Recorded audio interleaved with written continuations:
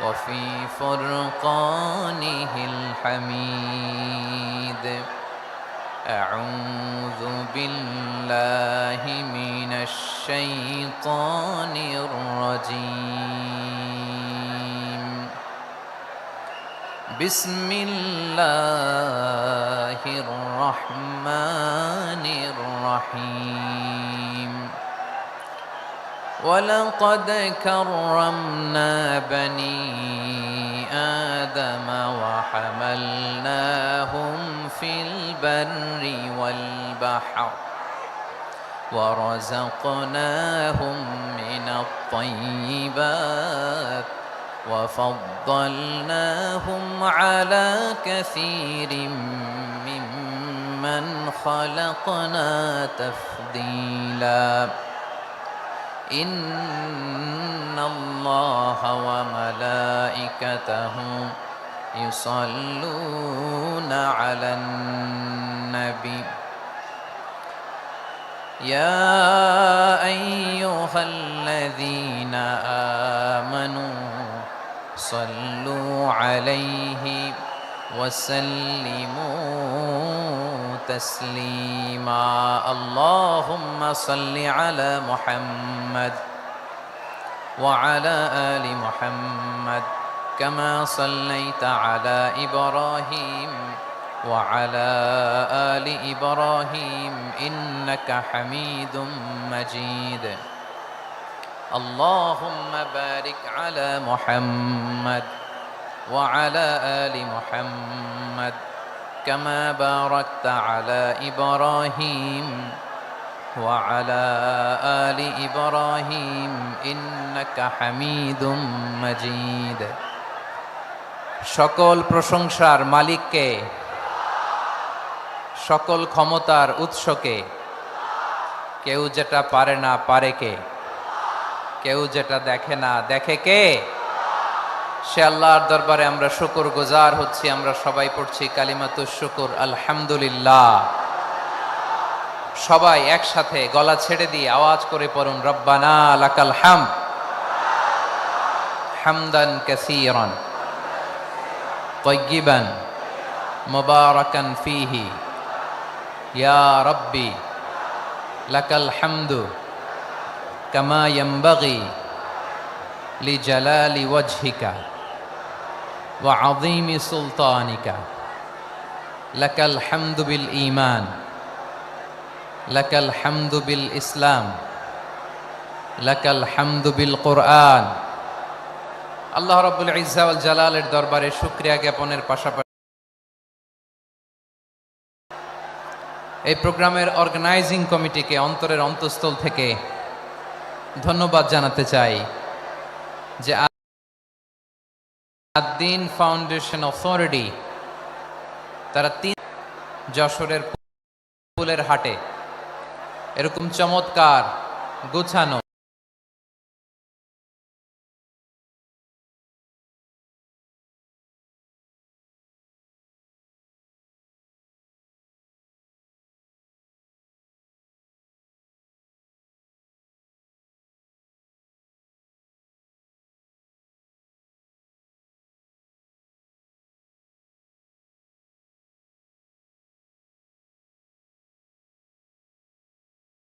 এরকম চমৎকার গোছানো ওয়েল অর্গানাইজ একটা তাফসীরুল কোরআনের প্রোগ্রামের আয়োজন করেছে। আমি আল্লাহর শুকরিয়া জ্ঞাপনের পাশাপাশি তাদেরকে আমার অন্তরের অন্তঃস্থল থেকে শুকরিয়া, ধন্যবাদ এবং মোবারকবাদ জানাতে চাই।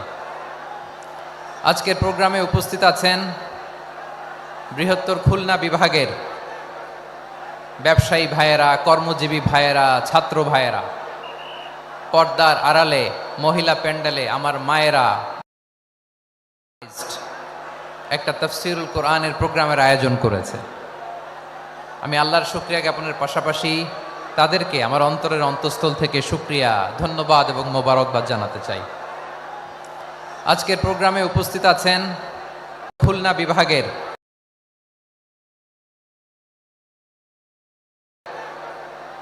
ব্যবসায়ী ভাইয়েরা, কর্মজীবী ভাইয়েরা, ছাত্র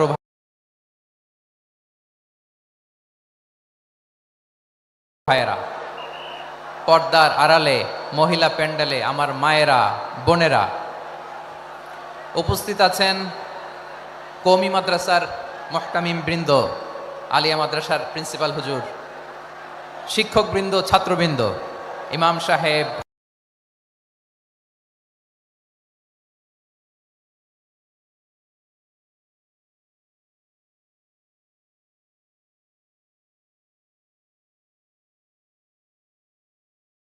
বোনেরা, উপস্থিত আছেন ওনারা প্রোগ্রাম করেছেন। শেষ অধিবেশন, যদি আপনারা ধাক্কা ধাক্কি বিশৃঙ্খলা করেন বঞ্চিত হব, আমরা বঞ্চিত হব, আপনারা বঞ্চিত হবেন। মিডিয়া কর্মীদের মাধ্যমে দেশে বিদেশে কোটি কোটি দর্শক তারা বঞ্চিত হবে।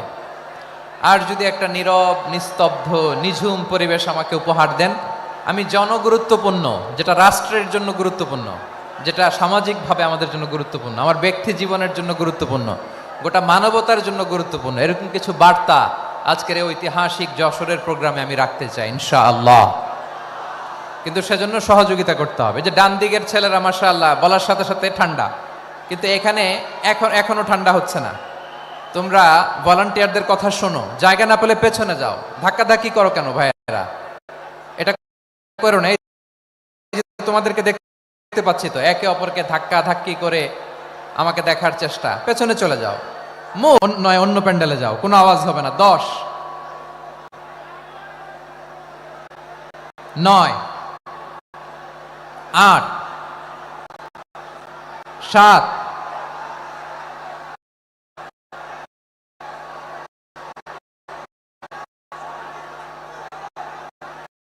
6, 5, 4,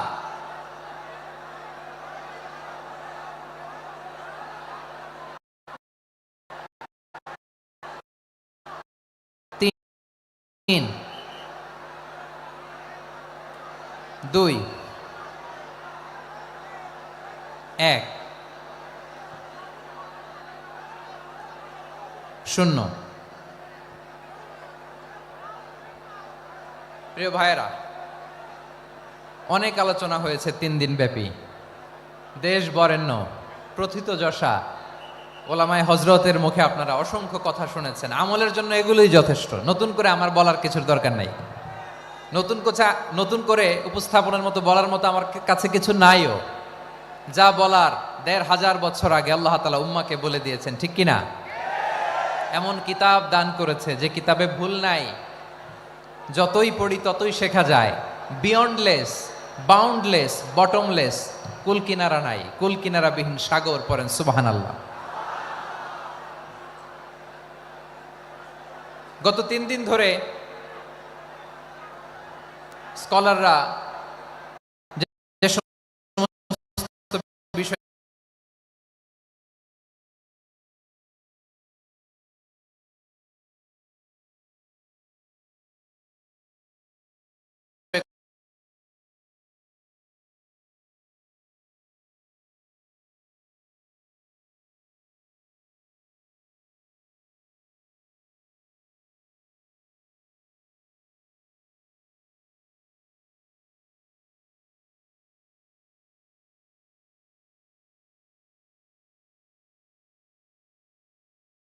কোরআন সুরার উপর আমল করতে পারে আল্লাহ তৌফিক দান করুক, আমরা পড়ি আমিন।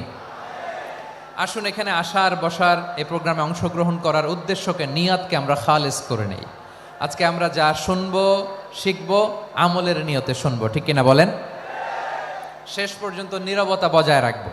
আমি উঠবো, আপনারা উঠবেন, এর আগে ওঠা যাবে না। বি স্মার্ট, জায়গা না হলে চলে যাবেন, আওয়াজ করবেন না। ভলান্টিয়াররাও আওয়াজ নয়, ইশারা ইঙ্গিতে। প্রিয় ভাইয়েরা, যে টপিকটি নিয়ে আমি আপনাদের সামনে আজকে কথা বলতে চাই, টপিকটি অনেক গুরুত্বপূর্ণ। টপিকটি হচ্ছে হিউম্যান রিসোর্স ডেভেলপমেন্ট, মানব সম্পদ উন্নয়ন। কারণ আল্লাহ তাআলা আমাদের যা দেখ আর না দেখ এটা দিছে। মানুষ আর মানুষ, 18 কোটি মানুষ, ঠিক কিনা? এই 18 কোটি জনসংখ্যার দেশে বসবাস করে আমরা খুশি না বেজার? খুশিকে দেখতে পাচ্ছি। All are the Gen Z of Jashore. যারা জেন জি, ওরা স্মার্ট, ওরা ইশারা ইঙ্গিতে কাজ করে। এই যে পুরো গদি উল্টায় দিছে, ঠিক কিনা? 24-এর ছাত্র নাগরিক অভ্যুত্থান আমাদের দেখিয়ে দিচ্ছে কিভাবে চোখের ইশারায় গদি উল্টে দিতে হয়। তো এই জেনজিদের নিয়ে বসেছে, ওরা তো স্মার্ট, ওরা ডিস্টার্ব করবে না। মেহেরবানি করে আমার সাথে কানেক্ট করো, 1 to 1, brain to brain, eye to eye, eye contact করো আমার সাথে, তাকাও। কষ্ট হলো আমার দিকে তাকাও, আওয়াজ করা যাবে না, আমার দিকে তাকাও। প্রিয় ভাইরা, হিউম্যান রিসোর্স ডেভেলপমেন্টের ব্যাপারে কিছু কথা বলবো। এই যে আমাদের বিশাল জনসংখ্যা, এই জনসংখ্যাকে কি করে জনসম্পদে রূপান্তরিত করা যায়, এ ব্যাপারে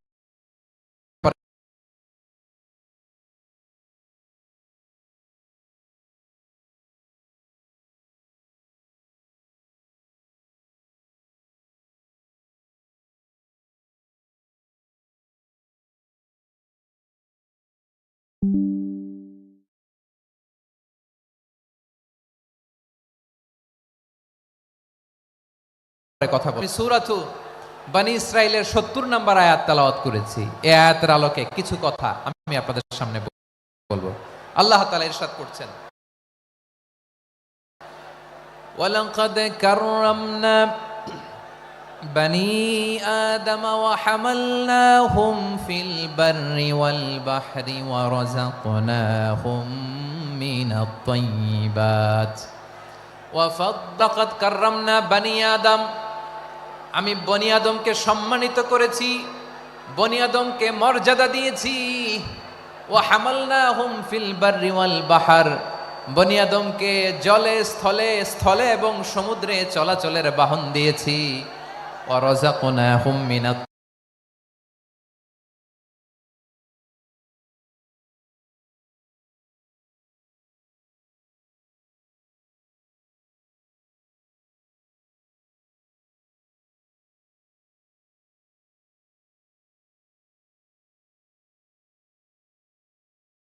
তাইয়্যিবাত, তাদেরকে আমি যত মর্যাদা দিয়েছি আমার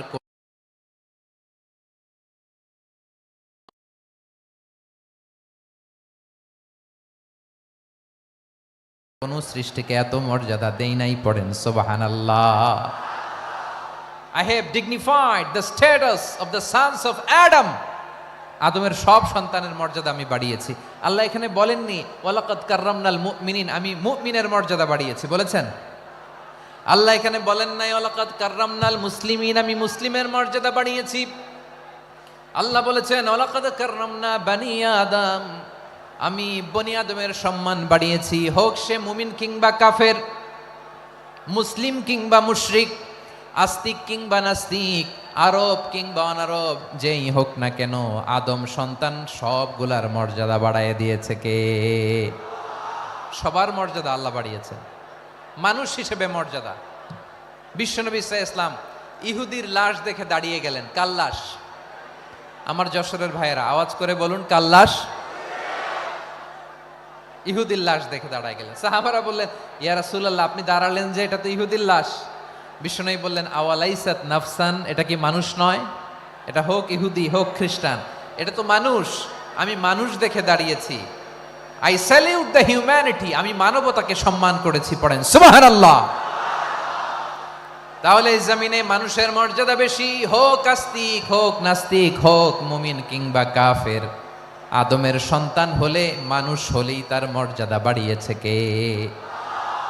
আমার কলিজার টুকরা যশোরের ভাইয়েরা, মানুষের মর্যাদা আল্লাহ এত বাড়িয়েছেন, মানুষ জীবিত থাকলেও যেমনি মর্যাদাবান, মরে গেলেও মর্যাদাবান। সুবহানাল্লাহ পড়েন।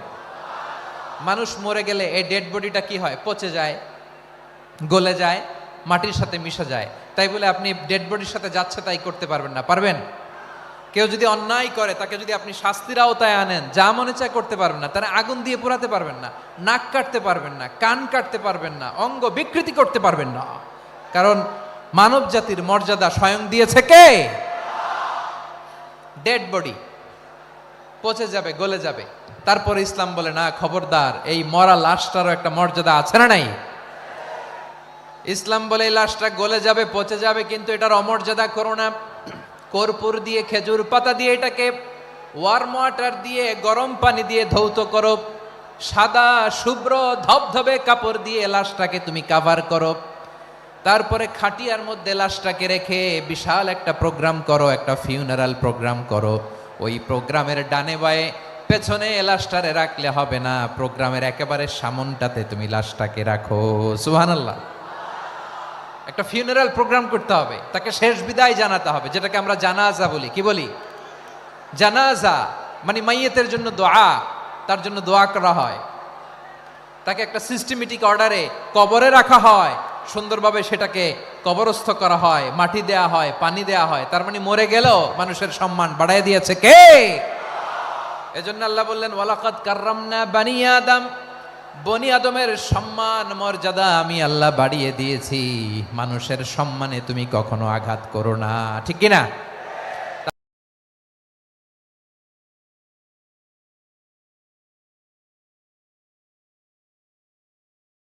তাহলে ভাই প্রথম মেসেজ হচ্ছে তাদেরকে আমি মর্যাদা দিয়েছি, তাদেরকে আমি যত মর্যাদা দিয়েছি কোন সৃষ্টিকে এত মর্যাদা দেই নাই।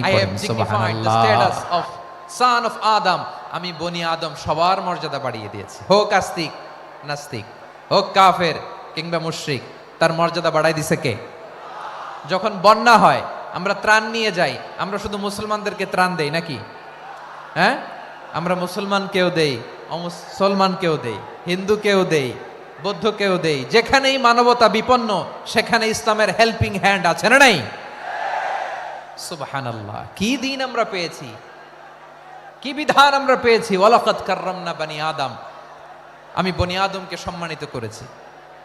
এরপর আল্লাহ বললেন ওয়া হামালনাহুম ফিল বাররি ওয়াল বাহর, মানুষকে স্থলে এবং সমুদ্রে চলাচলের বাহন আমি দিয়েছি। স্থলে কিভাবে চলবে, জলে কিভাবে চলবে, এই বাহনের ব্যবস্থা করেছে কে? এই জেনজি, এই সামড়া, ইরাম করতেছো কিসের জন্য? হ্যাঁ, ইরাম করলে চলবি? হ্যাঁ, বস বস বস বস। আওয়াজ করতেছো কেন? দিবানা কথা বলতে, দিবানা আমাকে? তো এইটা বুঝি তোমাদের ভালোবাসার নমুনা? তোমাদের ভালোবাসার কারণে যদি আমি কোথাও দাঁড়াতেই না পারি, কোথাও বসতে না পারি, কোথাও দুটা কথা বলতে না পারি, এই ভালোবাসা দিয়ে কি হবে আমার? বরং ঘামতে ঘামতে ঘর্মাক্ত হব, রক্তাক্ত হব। কিন্তু সেন্ট্রাল থেকে, সেন্ট্রালি যে ইনস্ট্রাকশন আসবে, সেই ইনস্ট্রাকশনের এক চুল আমরা ডানে বায়ে যাব না। এইটা গণজাগরণের জন্য এইটা দরকার, ইসলামী বিপ্লবের জন্য এইটা দরকার। তো আধা ঘন্টা ধরে যদি তোমাদেরকে থামানোই না যায়, এই লস্কর দিয়ে আমি কি করব? আল্লাহর ওয়াস্তে নো নো নো স্লোগান, চুপচাপ একেবারে আমার দিকে তাকাও। আল্লাহ বললেন ওয়া হামালনাহুম ফিল বাররি ওয়াল বাহর, জলে স্থলে আমি চলাচলের যানবাহনের ব্যবস্থা করেছি। আমরা স্থলে ঘোড়ার উপরে চড়ি, উটের উপরে চড়ি, গাড়ির উপরে চড়ি। এই যে গাড়ির ইঞ্জিন বানাইছি আমরা, এটার মেধা দিয়েছে কে? আবার সাগরের মধ্যে আমরা নৌযান, জলযান, বড় বড় জাহাজ দিয়ে এক মহাদেশ থেকে আরেক মহাদেশ যাই, এক দেশ থেকে মালামালগুলো আরেক দেশে পাঠাই। সাগরের ভেতরে নৌকাগুলোরে ধরে রাখলো কে? ওয়াল ফুলকিল্লাতি তাজরি ফিল বাহরি বিমা ইয়ানফাউন নাস, মানুষের উপকার আছে এরকম সরঞ্জামাদি নিয়ে সাগরের উপরে বিশাল বিশাল জলযানগুলো চলে। এগুলো ডুবে যায় না, কাত হয়ে যায় না, পড়ে যায় না। এগুলোকে স্থিতিস্থাপকতাকে ঠিক করে রাখলো কে? আপনারা জাহাজ দেখেছেন? জাহাজ, হ্যাঁ, বাড়ি চট্টগ্রাম হইলে দেখতে পারতেন। দেখছেন? বিশাল বিশাল জাহাজ, বিশাল জাহাজ মালামাল নিয়ে এক মহাদেশ থেকে আরেক মহাদেশে যায়। গত মাসে আমার জাপান সফর ছিল। এই যে বাংলাদেশে যে গাড়িগুলো চালান, বেশিরভাগ গাড়ি আসে কিন্তু জাপান থেকে। হাজার হাজার গাড়ি একটা জাহাজ বহন করতে পারে, হাজার হাজার গাড়ি। এটারে সাগরের মধ্যে ভাসাইলো কে? সবাই বলুন, ভাসালো কে? হাজার হাজার গাড়ি নিয়ে জাপানিজ গাড়িগুলো আমাদের চট্টগ্রামের এয়ারপোর্টের বন্দরে ভিড়ে। যুক্তরাষ্ট্রে আমি দেখেছি বিশাল বিশাল জাহাজ। আপনারা টাইটানিক জাহাজের নাম শুনেছেন? টাইটানিকেরও 8 গুণ 10 গুণ বড়। সুবহানাল্লাহ কইবেন না? টাইটানিক জাহাজের 8 গুণ 10 গুণ বড় একটা জাহাজ আছে, আইকন অফ দ্য সি, আমি দেখে এসেছি। রয়্যাল ক্যারিবিয়ান দেখে এসেছি। সাগরের সামনে জেটিতে যখন দাঁড়ালাম, জাহাজটা যখন যায়, আমার মনে হচ্ছে একটা শহর, গোটা শহর, the entire city is floating on the water. পুরো একটা শহর মনে হয় পানির উপর দিয়ে ভেসে যাচ্ছে, পড়েন সুবহানাল্লাহ। এই যে আইকন অফ দ্য সি, এই ক্রুজ, এই জাহাজটা, এটার ভিতরে স্টেডিয়াম আছে। কিসের ভিতরে স্টেডিয়াম? কথা বুঝে নাই বোধহয়। স্টেডিয়াম কিসের ভিতর? সুইমিং পুল আছে, শপিং মল আছে, রেস্টুরেন্ট আছে, ক্লাব আছে, 3000 4000 রুম বিশিষ্ট, কক্ষ বিশিষ্ট হোটেল আছে। এই সবগুলোর নিয়ে এগুলো চলে সাগরের এই দোলার মধ্যে, জলোচ্ছ্বাসের মধ্যে, এই সাগরের ভেতরে এই জাহাজগুলোর ভাষায় রাখছে কে?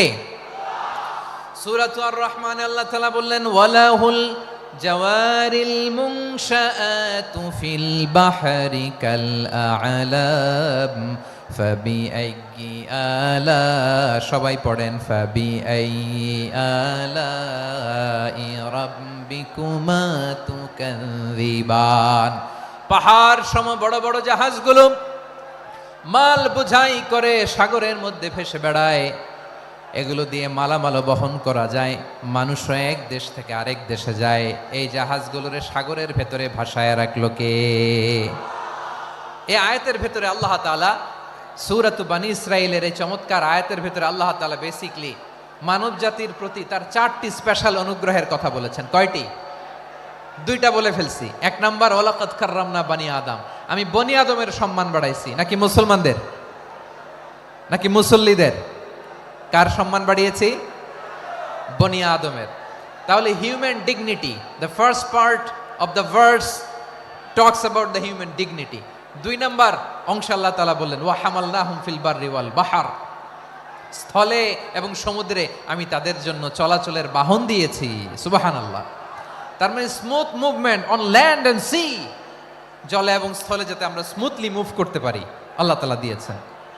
3 নম্বরে আল্লাহ তাআলা বললেন, ওয়া রাযাকনাহুম মিনাত তাইয়্যিবাত, মানুষের জন্য আমি পবিত্র রিজিকের ব্যবস্থা করেছি। জলে এবং স্থলে যত প্রাণী আছে সবগুলা প্রাণীকে রিজিক দেয় কে? আমাদেরকে রিজিক দেয় কে? সাগরের মাছগুলোকে, বড় বড় তিমি মাছগুলোরে রিজিক দেয় কে? বাতাসের মধ্যে ভেসে বেড়ানো বড় বড় পাখিগুলো, স্ক্যান্ডিনেভিয়ান কান্ট্রি থেকে লক্ষ লক্ষ কোটি কোটি পাখিগুলো যে এক দেশ থেকে আরেক দেশে ট্রান্সফার হয়, এগুলোর রিজিক দেয় কে? রব্বুল আলামিন বলেন, ওয়ামা মিন দাব্বাতিন ফিল আরদি ইল্লা আলাল্লাহি রিজকুহা ওয়া ইয়ালামু মুস্তাকাররাহা ওয়া মুস্তাওদাআহা কুল্লুম ফি কিতাবিম মুবিন। আল্লাহু আকবার। রব্বুল আলামিন বলেন, ভূপৃষ্ঠে বিচরণশীল যত প্রাণী আছে সব প্রাণীগুলোকে আমি আল্লাহ আমার নিজের কুদরতে রিজিকের বন্দোবস্ত করি। এই প্রাণীগুলো কোথায় থাকে, কোথায় যায়, সব জায়গায় আমি রিজিক পৌঁছে দেই। রিজিক কেউ দিতে পারে না, রিজিকের মালিক কে? রিজিকের মালিক তিনি আল্লাহ। এজন্য আল্লাহ তাআলা বললেন, ওয়া রাযাকনাহুম মিনাত তাইয়্যিবাত।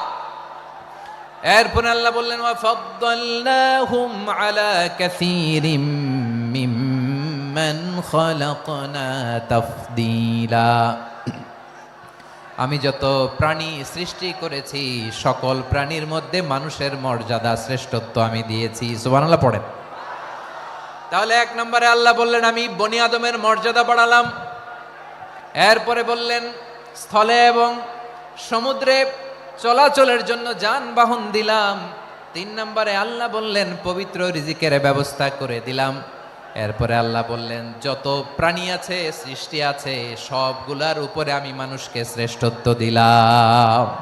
সুবহানাল্লাহ। তাহলে সবচেয়ে বেশি শ্রেষ্ঠত্ব মানুষের। কার? মানুষের। শুধু তাই নয় প্রিয় ভাইরা, আকাশ এবং জমিনে যা কিছু আছে সবকিছু মানুষের জন্য, মানুষের কল্যাণে, মানুষের প্রয়োজনে, মানুষের বশীভূত করে সৃষ্টি করেছেন কে?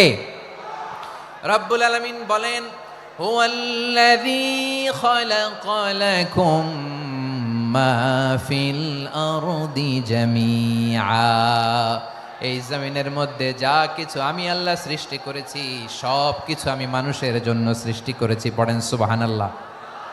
হুয়াল্লাযী খালাকা লাকুম মা ফিল আরদি জামিআ, যা আছে সব আমাদের জন্য, সব আমাদেরকে সার্ভিস দেওয়ার জন্য, আমাদের উপকারের জন্য, আমাদের কল্যাণের জন্য। আওয়াজ করে সবাই পড়ুন আল্লাহু আকবার। অন্য আয়াতে আল্লাহ বললেন ওয়াসাখখারা লাকুম মা ফিস সামাওয়াতি ওয়া মা ফিল আরদি জামিআম মিন ইন্না ফি যালিকা লাআয়াতিন লিকাউমিন ইয়াতাফাক্কারুন।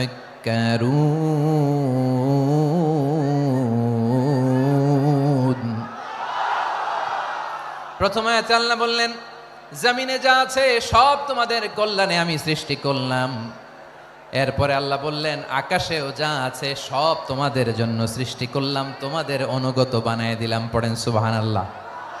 মানুষের কি ব্রেইন দেখেন, মানুষ জমিন ছেড়ে আকাশে চলে যায়। পাখি দেখে মানুষের শখ হলো পাখি যেহেতু উঠতে পারে আমরাও পারবো। অরবিল রাইট, উইলবার রাইট, দুই ভাই মিলে আঁকাঝোঁকা করতে করতে করতে করতে প্লেন বানায় ফেললো। কোন সুবহানাল্লাহ। এখন পাখিও ওরে, আমরাও ওরি। এরপরেই মানুষের কৌতূহল থামে না এখানে, মানুষ চলে গিয়েছে চাঁদে।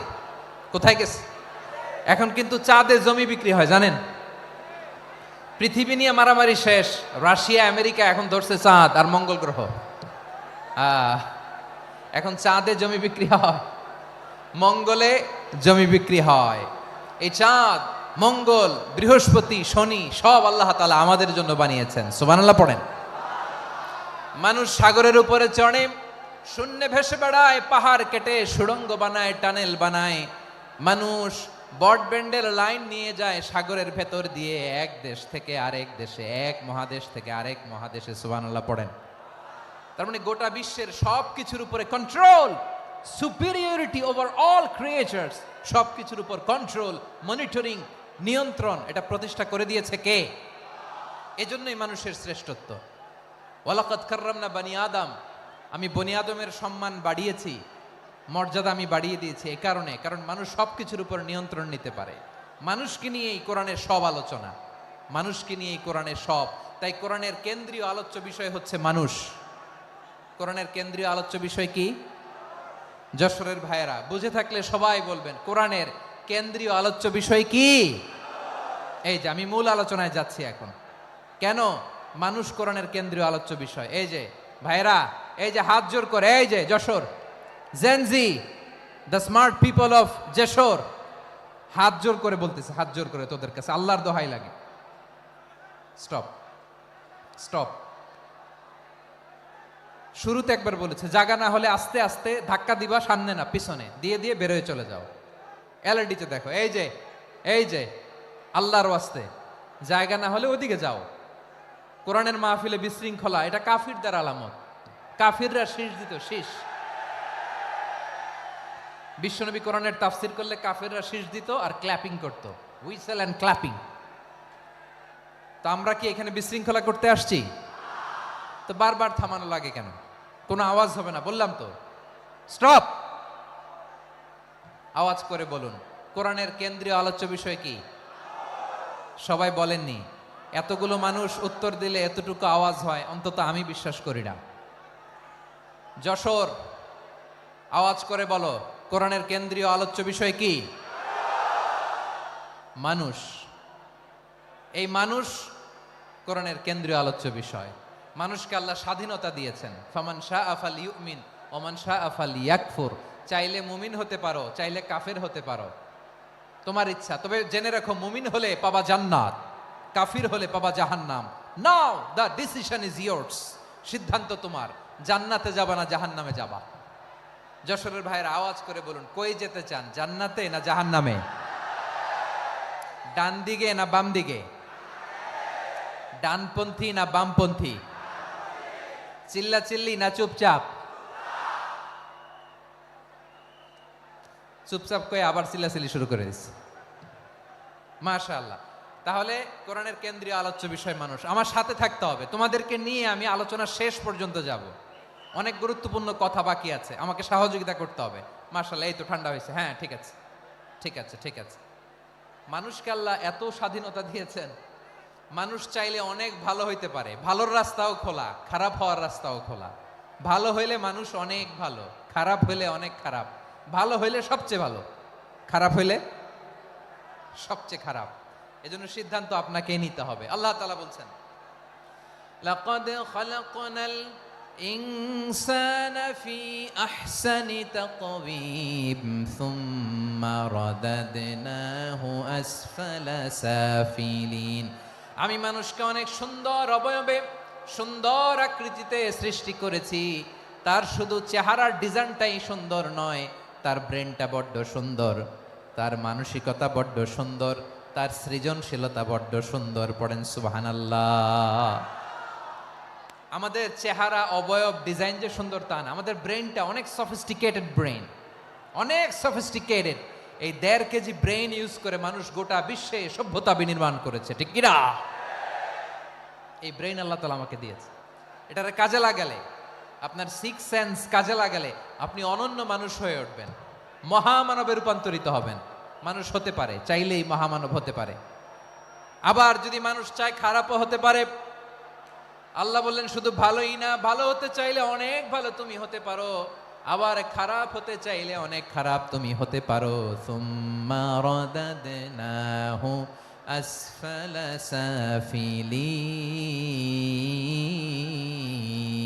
সাফিলিন। খারাপ হলে একেবারে খারাপ হতে পারো, নিকৃষ্ট হলে একেবারে নিকৃষ্ট হতে পারো, ভালো হলেও ভালো হতে পারো। কোন সুবহানাল্লাহ।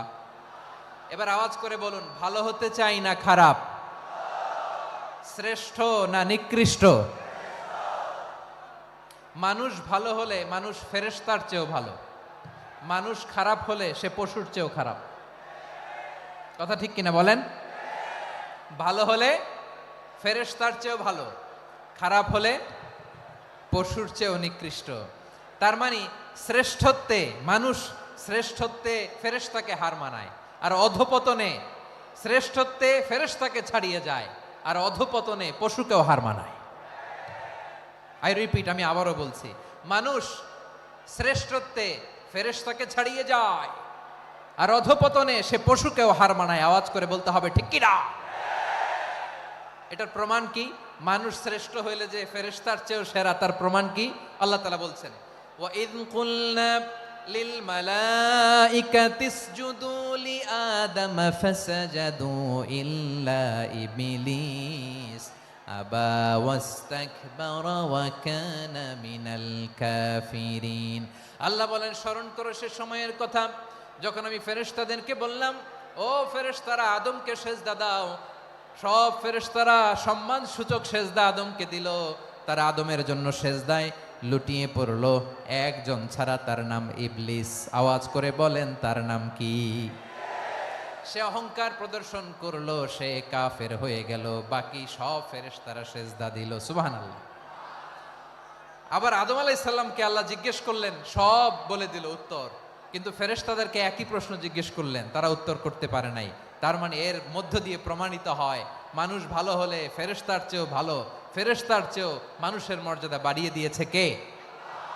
সব নূরের ফেরেশতা যখন মাটির আদমকে সেজদা দেয়, এটা প্রমাণ করে ফেরেশতার চেয়েও মানুষের মর্যাদা বাড়িয়ে দিয়েছে কে? তুমি মাটির আদমকে প্রথম সৃষ্টি করিয়া ঘোষণা করিয়া দিলে শ্রেষ্ঠ বলিয়া, তাই তো নূরের ফেরেশতা করে আদমকে সেজদা। ঠিক কিনা বলেন? তাই তো নূরের ফেরেশতা করে আদমকে সেজদা। সবার চেয়ে সম্মান দিলে মাটির আদমকে। আল্লাহু আল্লাহু তুমি জাল্লে জালালুহু, শেষ করা তো যায় না গে তোমার গুণগান। পড়েন না? পড়েন। আল্লাহু আল্লাহু তুমি জাল্লে জালালুহু, শেষ করা তো যায় না গে তোমার গুণগান। আল্লাহু আল্লাহু আল্লাহু আকবার। আদমের মর্যাদা বেশি, মানুষের মর্যাদা বেশি, মানুষ শ্রেষ্ঠ, তার প্রমাণ নূরের ফেরেশতা মাটির আদমকে সেজদা করে। আওয়াজ করে বলেন ঠিক কিনা? তাহলে মানুষ ভালো হলে ফেরেশতার চেয়ে ভালো। আবার মানুষ যদি খারাপ হয় সে পশুর চেয়েও খারাপ। অধপতনে পশুত্বকে হার মানায়। তার প্রমাণ কি? তার প্রমাণ হচ্ছে যশোরের ভাইরা দেখবেন পত্রিকায় নিউজ পেপারে মাঝে মাঝে এরকম দেখা যায়, এক মানুষ আরেক মানুষকে হত্যা করে 20 টুকরা করে বস্তার ভিতরে ভরেছে। আপনারা এই নিউজ পড়েন নাই না? দেখেন নাই? দেখছেন? মানুষ মানুষকে হত্যা করে কয় টুকরা? জোরে বলেন। এখানেই ক্ষান্ত হয় না, আবার কোথায় ভরছে? বস্তার ভেতরে। আচ্ছা, বুঝে থাকলে আওয়াজ করে বলেন, কোনদিন শুনছেন একটা হাতি আর একটা হাতিকে হত্যা করে 20 টুকরা করছে, এরপরে বস্তার ভিতরে ভরছে? হয়েছে? তাহলে দেখেন, মানুষ যদি খারাপ হয় সে পশুকেও হার মানায়। চিল্লায় বলো ঠিক কিনা? এমনও দুশ্চরিত্র মানুষ আছে যার যার নজর থেকে 6 মাসের ছোট্ট মেয়ে থেকে শুরু করে 80 বছরের বৃদ্ধারাও নিরাপদ নয়। পশুকেও হার মানায়। মানুষের ঘর জ্বালিয়ে পুড়ে মেসাকার করে দেয়, জনপদের পর জনপদ জ্বালায় দেয়। এরকম আছে না নাই?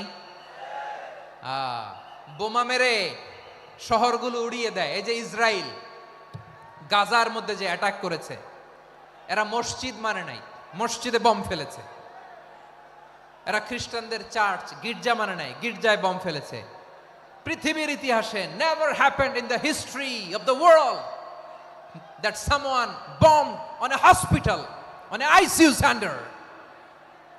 এমন হাসপাতাল যেখানে আইসিইউর রোগীরা আছে, ওই হাসপাতালের উপরও ইসরায়েলি সৈনিকেরা বোমা মেরেছে। জোরে বলেন ঠিক কিনা?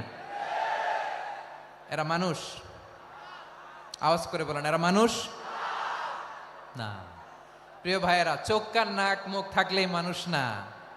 যা এই দুনিয়া এখন তো আর সেই দুনিয়া নাই, মানুষ নামের মানুষ আছে দুনিয়া বোঝাই, সেই মানুষের ভিড়ে আমার আসল মানুষ নাই। ঠিক কিনা? আসল মানুষের বড্ড অভাব, আসল মানুষের বড্ড অভাব। আমার ভাইয়েরা, মানুষ খারাপ হলে পশুকেও হার মানায়। আচ্ছা, আওয়াজ করে বলেন, এই যশোরের ছেলেরা এদিক তাকাও, আওয়াজ করে বলো, যে ইসরায়েলি সোলজাররা উপর থেকে বোমা মারল তারাও মানুষ? তারাও কি? ওরাও রক্তে মাংসে মানুষ, ওদেরও পরিবার আছে।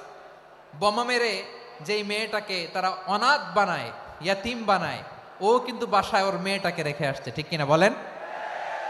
বম্বিং করে যে বাবাকে মেরে, স্বামীকে মেরে স্ত্রীকে বিধবা বানায়, তারও ঘরে স্ত্রী আছে। উপর থেকে বম মেরে মানুষ মেরে দিচ্ছে, তারাও মানুষ। 1945 সালের 6ই আগস্ট আমেরিকান সোলজাররা হিরোশিমায় বম মেরেছে। আমি নিজে দেখে এসেছি জাপানের হিরোশিমাতে। সকাল 8:15 মানুষ কেউ অফিসে যাচ্ছিল, কেউ খেতে খামারে কাজ করতে যাচ্ছিল। লিটল বয় নামে একটা বোম মেরেছে তারা। এই বোমের আঘাতে, পারমাণবিক এই বোমার রেডিয়েশনে আঘাতে বোম ব্লাস্ট হওয়ার পরে মুহূর্তের মধ্যে 1,40,000 নাই। উপর থেকে যারা মারতেছে এরাও মানুষ, যাদেরকে মারলো তারাও। তার মানে মানুষে মানুষে পার্থক্য আছে না? নেই? মানুষে মানুষে পার্থক্য আছে।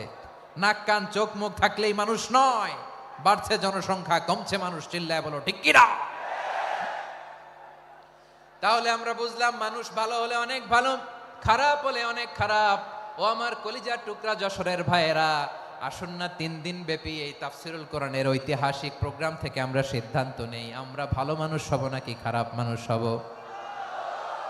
কলিজা থেকে, প্রাণ থেকে আওয়াজ করে সবাই বলুন, ভালো মানুষ নাকি খারাপ মানুষ? ভালো মানুষ হইতে হবে।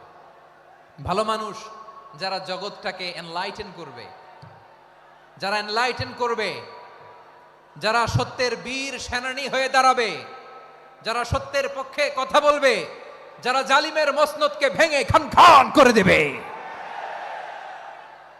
এরকম হওয়ার দরকার আছে না নাই? এরকম ভালো মানুষ আমরা হতে চাই কি চাই না? মানুষকে যত্ন নিলে মানুষ যে কত ভালো হয় আপনি কল্পনাও করতে পারবেন না। এই যে আপনাদের যশোরে যে ভালো ছেলেগুলো আছে, যে ভালো তরুণগুলো আছে, যে যুবকগুলো আছে, যে ভালো আলেমরা আছে, ভালো নেতারা আছে, সবাই যদি তাদের মতো হতো পুরো যশোরটা একটা জান্নাতের টুকরা হয়ে যেত। আওয়াজ করে বলেন ঠিক কিনা? মানুষকে নার্চারিং করলে, মানুষকে পলিশ করলে, মানুষকে গ্রুমিং করলে, মানুষকে সঠিক তারবিয়া দিলে মানুষ অনন্য হয়ে ওঠে। প্রতিটি মানুষ অনন্য। আমি অনন্য, আপনি অনন্য, আমরা সবাই অনন্য। সুবহানাল্লাহ বলেন। মানুষকে আল্লাহ তাআলা দিয়েছেন অসীম ক্ষমতা, অসীম ক্ষমতা। সুবহানাল্লাহ। একটা মানুষ পারে না এমন কিছু নাই, একটা মানুষ পারে না এমন কিছু নাই। বিশ্বাস করতে হবে, মানুষ যা কল্পনা করতে পারে ওইটা মানুষ করে দেখাতে পারে। যশোরের ভাইয়ের, আই রিপিট, আমি আবারও বলছি, এই চিল্লাচিল্লি করলে আমার এই গুরুত্বপূর্ণ কথা তোমরা মিস করবা, মিস করবা। কপাল পড়া হয়েও না, আওয়াজ করে কপাল পড়া হবে না। আমার দিকে তাকাও। মানুষ, মানুষ যা কল্পনা করতে পারে সেটা মানুষ করে দেখাতে পারে। তুমি তোমার কল্পনার রাজ্যকে সাজাও, তোমাকে হারাতে পারে এমন কোন শক্তি আল্লাহর জমিনে নাই। তোমার কি শক্তি, কি সম্ভাবনা তুমি জানোই না মিয়া। তুমি এদিকে তাকাও কেন? তোমার রাস্তা তো ওই দূরে।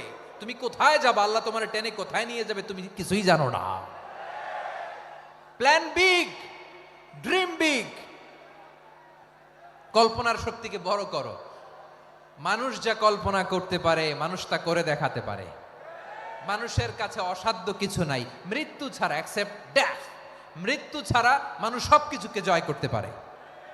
মৃত্যু ছাড়া যে কোনো অসাধ্যকে সাধন করার ক্ষমতা মানুষকে দিয়ে দিয়েছে কে? হারার জন্য তোমার জন্মই হয় নাই, তোমার জন্ম হয়েছে জিতার জন্য, বিজয়ের জন্য তোমার জন্ম। মানুষের শুরুটাই হয় বিজয় দিয়ে। যশোর, আওয়াজ করে বলো, মানুষের শুরু হয় কি দিয়ে? আমরা যখন আমার পিতার পৃষ্ঠদেশে ছিলাম, পিতার পৃষ্ঠদেশ থেকে শুক্রাণু যখন মায়ের গর্ভদেশে যেয়ে পড়ে, কতটা শুক্রাণু ভ্রমণ শুরু করে জানো? 20 কোটি শুক্রাণু। একবার সিমেন আউট হলে সেখানে 20 কোটি শুক্রাণু থাকে, ভ্রমণ শুরু করে। ওই 20 কোটি শুক্রাণুর মধ্যে থেকে তুমি আমি আজকে এক বিকশিত শুক্রাণু মানব রূপে পৃথিবীতে এসেছি। সুবহানাল্লাহ। ওই 20 কোটি শুক্রাণুর প্রতিযোগিতায় সবাই রে পেছনে ফেলে সেদিন আমি সফল হয়েছিলাম, সেদিন আমি বিজয়ী হয়েছিলাম। সেদিন আমি এত ছোট ছিলাম, মাইক্রোস্কোপ দিয়েও আমার অস্তিত্ব পাওয়া যায় না। আমি এত তুচ্ছ ছিলাম, নগণ্য ছিলাম। আমার কান ছিল না, আমার চোখ ছিল না, আমার হাত ছিল না, আমার জন্য রিকমেন্ডেশন করার মতো মামু ছিল না, খালা ছিল না, কেউ ছিল না। তারপরেও ওই প্রতিযোগিতায়, ওই কম্পিটিশনে যখন আমারে কেউ হারাতে পারে নাই, আল্লাহর জমিনেও আমারে কেউ হারাতে পারে না। হারার জন্য তোমার জন্মই হয় নাই, তুমি আসছোই জিতার জন্য। সুবহানাল্লাহ। বিশ্বনবী বলেন, আন্নাসু মাআদিন কামাআদিনি যাহাবি ওয়াল ফিদ্দা খিয়ারুহুম ফিল জাহিলিয়াতি খিয়ারুহুম ফিল Islam. Peoples are like mines of gold and silver. সোনার খনি, রূপার খনি, এর চেয়েও বড় খনি হচ্ছে এই মানব সম্পদের খনি। আওয়াজ করে বলেন আল্লাহু আকবার। আল্লাহ তাআলা এই সম্পদ আমাদেরকে দিয়েছে। বিশ্বনবী বলেন, মানুষ হচ্ছে খনির মতো। খিয়ারুহুম ফিল জাহিলিয়াতি খিয়ারুহুম ফিল ইসলাম। জাহিলি যুগে যারা সেরা, ইসলামেও তারা সেরা। ইদা ফাকুহু, যদি তারা বুঝবান হয় তাহলে তাদেরকে সেরা বানায় দিবে কে? তাহলে মানুষের চেয়ে সেরা কেউ হতে পারে? মানুষের চেয়ে অনন্য কেউ হতে পারে? মানুষকে কেউ হারাতে পারে? আওয়াজ করে বলো, তোমাকে কেউ হারাতে পারবে? এই সাহস জাগছে আজকের আলোচনা থেকে। আমি তুমি অনন্য, আমাকে তোমাকে হারায় দেওয়া এত সহজ না, ঠিক কিনা? একটা কথা জীবনের সাথে সেট করে নিতে হবে, আমি জিতি নয় শিখি, আমি কখনো হারি না। জীবনের সাথে সেট করে নাও, জেনজি অফ যশোর, আমি কখনো হারি না, আমি হয় জিতি নয় শিখি। চিল্লায় বলো ঠিক কিনা? আমি কখনো হারি না, আমার হারানো এত সোজা না। কি সাহস জাগছে? বুকে সাহস জাগছে? তাকবীর পড়ো, লিল্লাহে তাকবীর। তাহলে বিশ্বনবী বললেন, নাসু মাআদিন, মানুষ হচ্ছে খনি। এই ধাক্কা ধাক্কি, আমি জানি এগুলো ভালোবাসার ধাক্কা ধাক্কি, এজন্য আমি সহ্য করে নেই। এগুলো যে ভালোবাসার ধাক্কাধাক্কি এটা আমরা বুঝি। পৃথিবীর কোনো আইন, সিকিউরিটি প্রটোকল দিয়ে এটারে মানানো যাবে না, কারণ এটা তো ভালোবাসা, লাভ। লাভ কোনো আইন কানুন দিয়ে বাধা যায় না, মানানো যায় না, ঠিক কিনা বলো?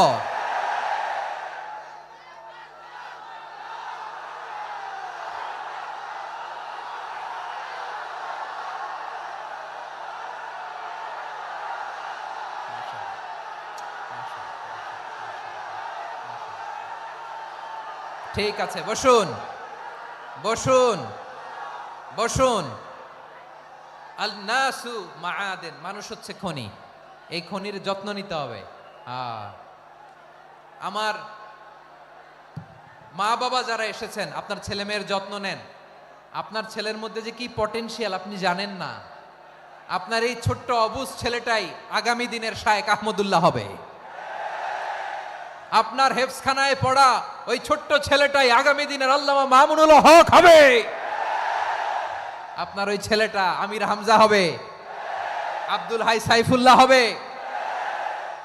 এভাবে বড় বড় আলেম হবে, তারা যুগশ্রেষ্ঠ আলেম হবে। সেই একদিন এই বাংলাদেশের পার্লামেন্টে যে বক্তব্য দিয়ে যশোরের পক্ষে কথা বলবে। আপনি জানেন না, কাউকে ছোট করবেন না আপনি, ওর কনফিডেন্স আপনি কমাবেন না, আপনি কমাতে পারেন না। প্যান্ডেলে আমার যে মা বোনেরা আছেন, ছেলে মেয়েদেরকে কখনো ছোট করে কথা বলবেন না। ও যে কোথায় যাবে আপনি জানেন না, আপনি মা হয়ে তাকে সাহস দিবেন, তার কল্পনার জগৎটাকে সাজাতে তাকে উৎসাহিত করবেন, ঠিক কিনা বলেন? আর আমার প্যান্ডেলের আমার প্রিয় শ্রদ্ধাশীলা মায়েরা বোনেরা, আপনারা তো আরো দামি সম্পদ। বিশ্বনবী বলেন, আর দুনিয়া কুল্লুহা মাতা। আল্লাহ আল্লাহ আল্লাহ, বিশ্বনবীর কথার ওজন দেখেন। আর দুনিয়া কুল্লুহা মাতা ওয়া খায়রু মাতা'আদ দুনিয়াল মারআতুস সালিহা। বিশ্বনবী বলেন, দুনিয়ায় যা দেখো সব আল্লাহর দেওয়া অ্যাসেট, মানে সম্পদ। আর এত অ্যাসেটের ভিড়ে সবচাইতে শ্রেষ্ঠ সম্পদ হচ্ছে নেককার নারী।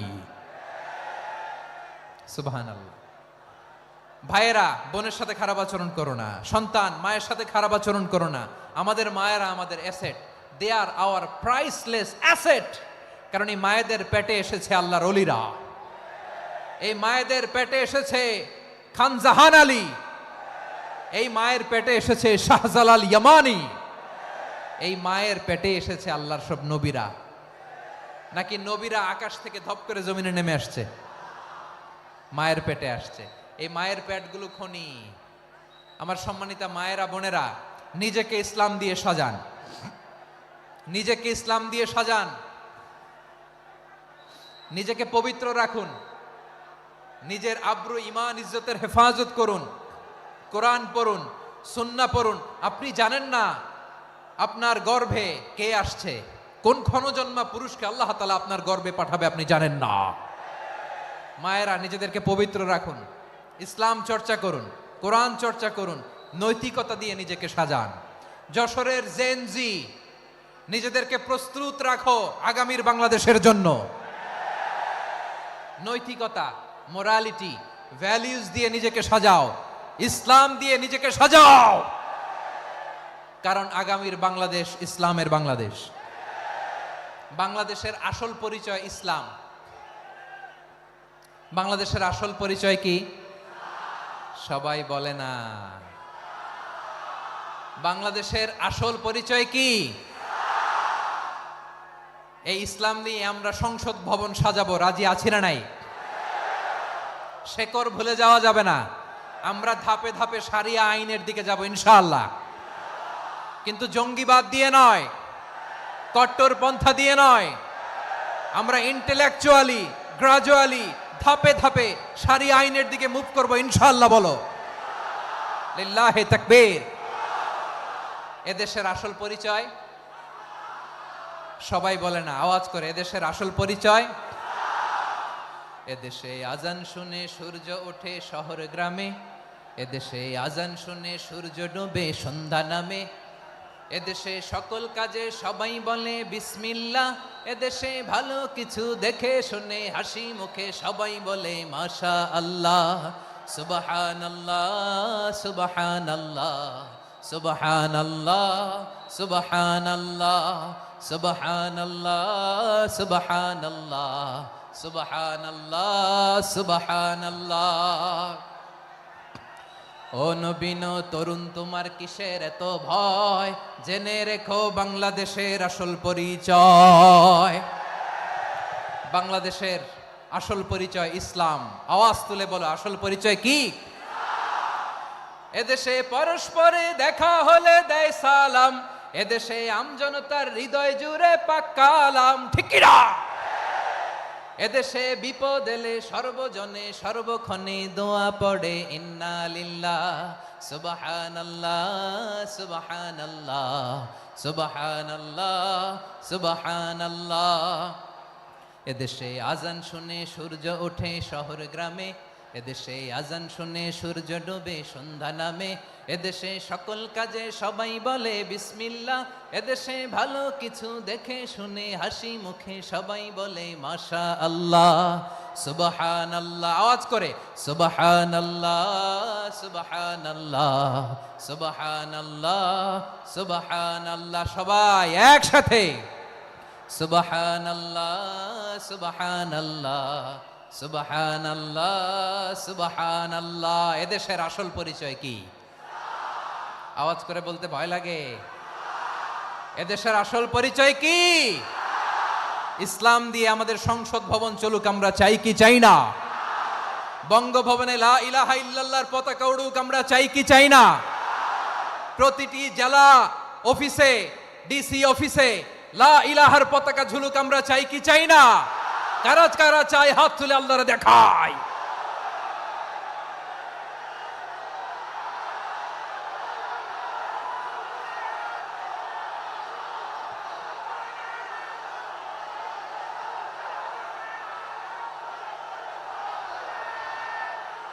মাশাআল্লাহ মাশাআল্লাহ মাশাআল্লাহ মাশাআল্লাহ। যশোর, আওয়াজ করে বলো, ভালো মানুষ না খারাপ মানুষ? বুঝে বলছো তো? মানুষ ভালো হলে যে কত ভালো। এই মানুষকে যত্ন নিলে, মানুষকে মানুষ বানালে যে সে কি হতে পারে শুনবা? হ্যাঁ, নাকি মোনাজাত দিয়ে দিব? শুনবা? তাহলে থামতে হবে। থামো, আমি যখন বলবো থামো থামো, তাকবীরের সময় দিলে তাকবীর, থামো থামো। মানুষকে যত্ন নিলে, হ্যাঁ এদিকে এদিকে, ড্রোন নামায় ফেলো, হয়েছে, ড্রোনের ফুটেজ হয়ে গেছে, এবার ড্রোন নামায় ফেলো, আমার দিকে তাকাও। মানুষকে, তোমরা এদিক সেদিক তাকালে তো গুরুত্বপূর্ণ পয়েন্ট মিস হয়ে যাবে। এদিকে এদিকে, হ্যাঁ মাস ঠিক আছে, এদিকে।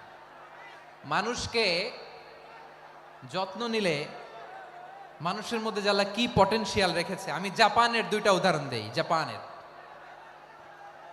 এই এই এভাবে এভাবে হবে, হয় বসো নয় পেছনে, কথা নাই, কথা তো বলাই যাবে না, হারাম কথা বলা আজকে, একেবারে চুপ। আজকের জন্য হারাম করে দিছে আমি, এই কিছু সময়ের জন্য একেবারে নিষিদ্ধ। জাপানের দুইটা উদাহরণ দেই, খেয়াল করে একটু শুনেন, বুঝবেন। আল্লাহ, 2022 সালে জাপানের সাথে জার্মানির খেলা, ফিফা ওয়ার্ল্ড কাপ 2022। এক পক্ষে জাপান, আরেক পক্ষে কোন দেশ? কথা শুনে নাই। এক পক্ষে কোন দেশ? আরেক পক্ষে? সবাই এক পক্ষে, আরেক পক্ষে।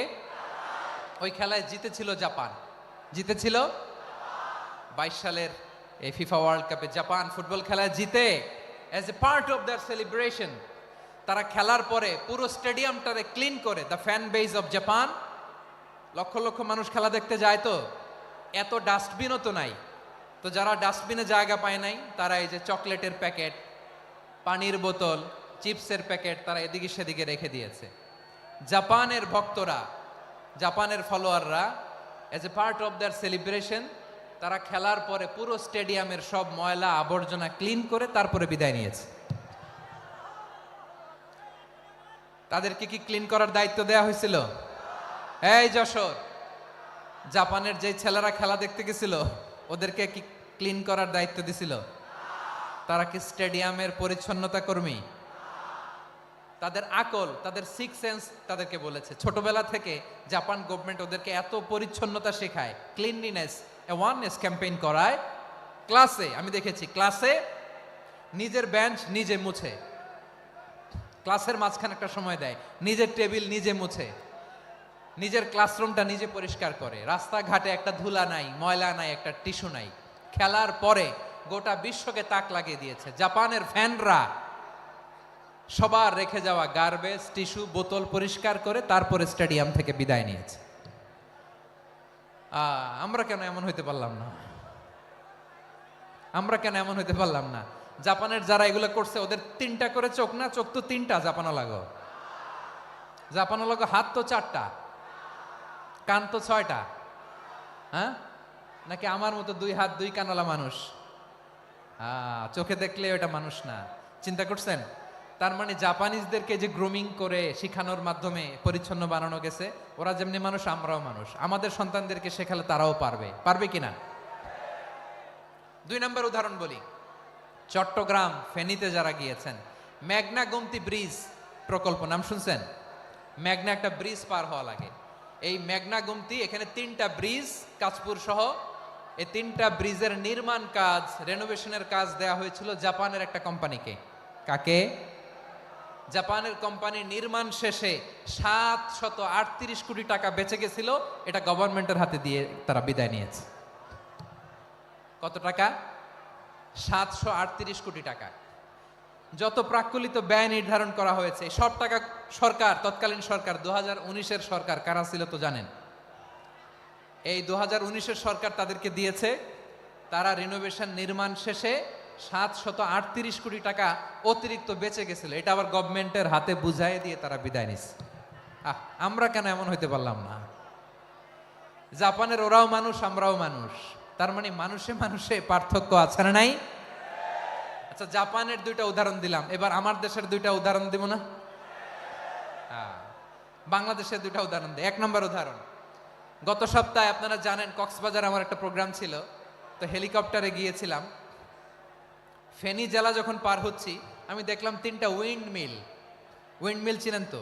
বিশাল পিলার, 3টা 4টা পাখা থাকে। বায়ু বিদ্যুৎ কেন্দ্র, বাংলাদেশের প্রথম বায়ু বিদ্যুৎ কেন্দ্র এটা। মুহুরী প্রজেক্ট বলে এটার, সম্ভবত মুহুরী প্রজেক্ট। তো সাগরের বাতাসের ঝাপটায় এটা ঘুরে এনার্জি হয়, ইলেকট্রিসিটি উৎপাদন হয়। তো আমি পাইলটকে বললাম, ভাই এগুলো থেকে কেমন ইলেকট্রিসিটি উৎপাদন হয়? কয়, হুজুর একটুও হয় না, কিছুই হয় না। কিছুই হয় না মানে? বলে, হুজুর বাংলাদেশে যত উইন্ডমিল আছে এটার পাখা একটাও ঘুরে না। আল্লাহ, বলেন কি? তাহলে এই যে কোটি কোটি টাকা ব্যয় করে যে উইন্ডমিল, কয় হুজুর ভিতরে ফিটফাট, উপরে ফিটফাট, ভিতরে সদরঘাট। তার মানে কোটি কোটি টাকা দিয়ে এই উইন্ডমিল বানায়, এখানে কিছু নাই। দুর্নীতির আড্ডাখানা, আখড়াখানা বাংলাদেশ, ঠিক কিনা বলেন? হায় রে, জাপানিজরাও মানুষ, আমরাও মানুষ। আমার এক নিকটাত্মীয় সরকারি চাকরিজীবী, উনি আমাকে বললেন, বাংলাদেশের আরেকটা উদাহরণ দেখি। উনি আমাকে বললেন যে প্রতি বছর আমাদের অফিসের ফার্নিচার চেঞ্জ করে।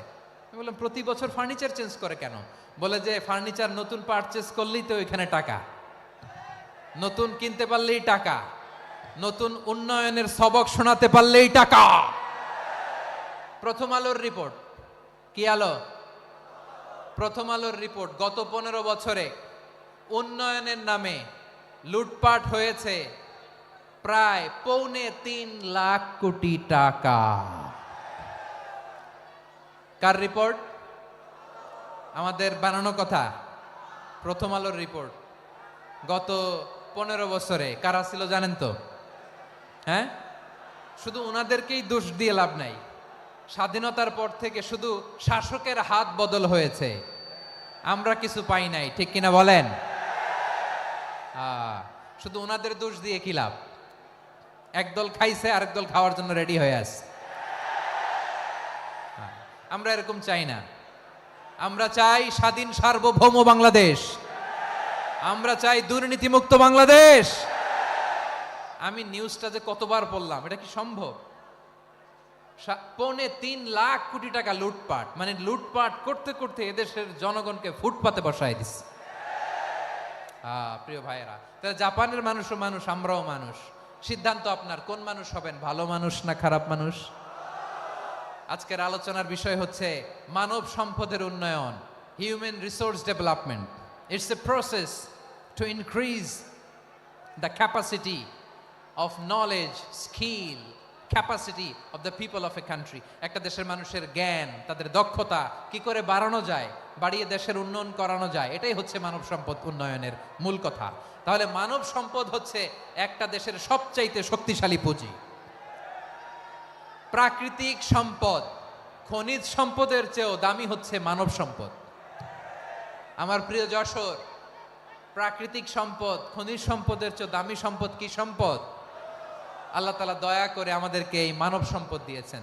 আসুন আমাদের এই মানুষগুলোকে আমরা সোনার মানুষ বানাই। রাজি আছেন তো সবাই? রাজি আছেন?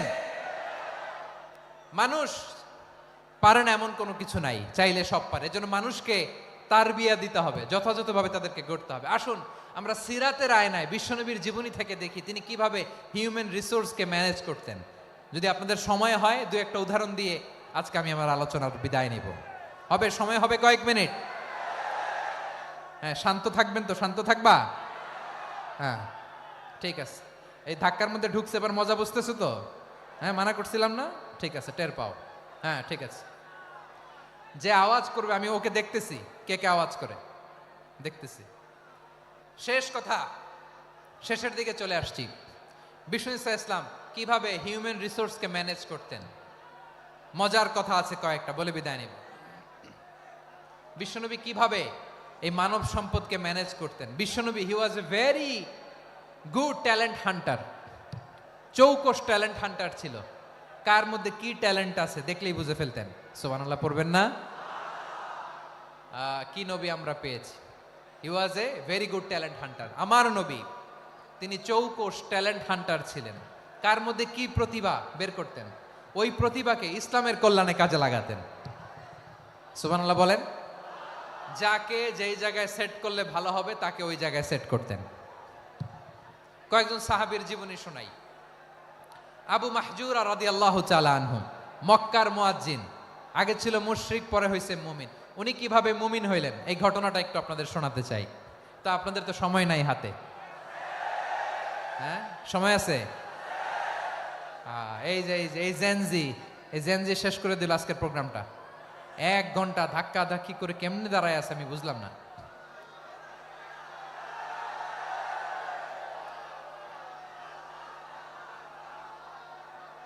না না, তাকবির না, চুপ করতে হবে। What I need you stop, just shut up, চুপ। হ্যাঁ ঠিক আছে, এভাবে। আবু মাহজুরা রাদিয়াল্লাহু তাআলা আনহু কিভাবে মুসলিম হলেন আওয়াজ করে শুনেন। হুনাইনের যুদ্ধ, 8ম হিজরি। বিষ্ণু ইসলাম হুনাইনের যুদ্ধ শেষে ফিরতেছেন, পথিমধ্যে বেলাল রাদিয়াল্লাহু তাআলা আনহু, এই যে আবার কথা, আই রে আল্লাহ রে, এখানে ধাক্কা ধাক্কি কেন? চলে যাও, পেছনে যাও, পেছনে যাও। কি আজীব তামাশা! যেখানে যায় এখানে ধাক্কা ধাক্কি, মারামারি, গায়ের উপরে, কাঁধের উপরে, শাউটিং। অনেক গুরুত্বপূর্ণ কথা পয়েন্ট করে নিয়ে আসে যে বলবো, এই শাউট করার কারণে প্রোগ্রামটাই নষ্ট করে দেয়। আসছে আমার ভালোবাসা দেখাইতে, প্রোগ্রামটাই শেষ করে দিয়ে চলে যায়। স্টপ। আবার কথা বল, স্টপ। হুনাইনের যুদ্ধে 8ম হিজরি। কত হিজরি? সবাই বলেন না একটু, কত হিজরি? 8ম হিজরিতে হুনাইনের যুদ্ধে রাসূল সাল্লাল্লাহু আলাইহি ওয়াসাল্লাম ফিরে আসতেছেন মদিনায়।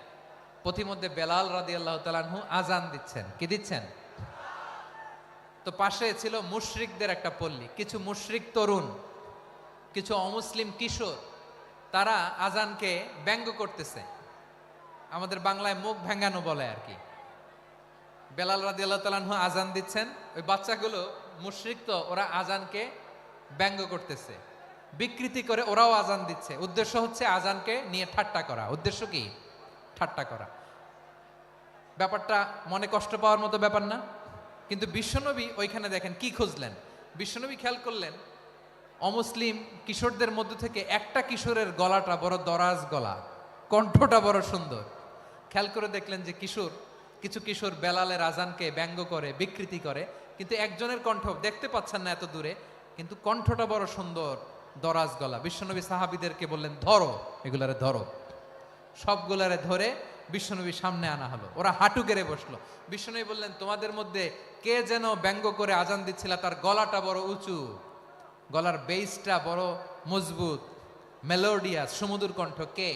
আবু মাহজুরা বলে, আমার বন্ধুরা সবাই আমার দিকে আঙ্গুল দেখায়, আমি পড়ে গেছি বিপদে। রাসূল সাল্লাল্লাহু আলাইহি ওয়াসাল্লাম বাকি অমুসলিম তরুণদেরকে ছেড়ে দিলেন, বললেন তোমরা যাও। এবার আবু মাহজুরারে পাইছে। আবু মাহজুরার চুলের মধ্যে হাত দিলেন বিশ্বনবী, মাথায় হাত দিয়ে বললেন, এবার আজান দাও দেখি। আবু মাহজুরা বলে, আমি তো আজান দিতে জানি না, কারণ আমি তো বেলালেরটা শুইনা শুইনা দিছি, আমার তো মুখস্থ নাই, আমি তো আজান দিতে জানি না। বিশ্বনবী বললেন, জানো না? তাহলে আসো আমি তোমারে শিখাই দেই। সুবহানাল্লাহ পড়েন। আবু মাহজুরা হাঁটু গেড়ে বসে, বিশ্বনবীর মোবারক হাত আবু মাহজুরার চুলের মধ্যে। বিশ্বনবী আজানের মুআল্লিম আবু মাহজুরাকে বলতেছে, ঠিক আছে তোমারে শিখাই দিচ্ছি, আমি যা যা বলবো আমার সাথে সাথে বলো, পারবা? আবু মাহজুরা বলে, পারবো। বিশ্বনবী আজান দিচ্ছেন মাথায় হাত দিয়ে, আল্লাহু আকবার,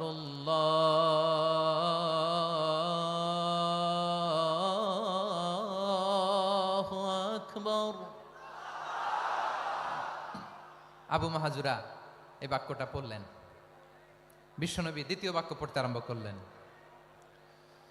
আল্লাহু আকবার,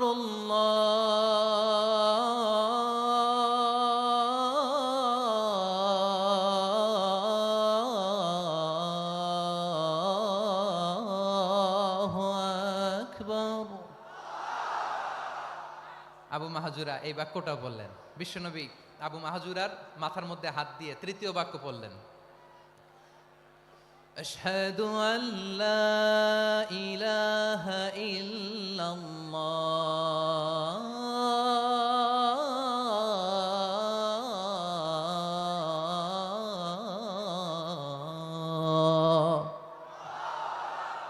আবু মাহজুরা তৃতীয় বাক্য পড়লেন। বিশ্বনবী একটা বাক্য পরে আবু মাহজুরা পরে, বিশ্বনবী পরে আবু মাহজুরা পরে। আবু মাহজুরা কিন্তু অমুসলিম, মুশরিক।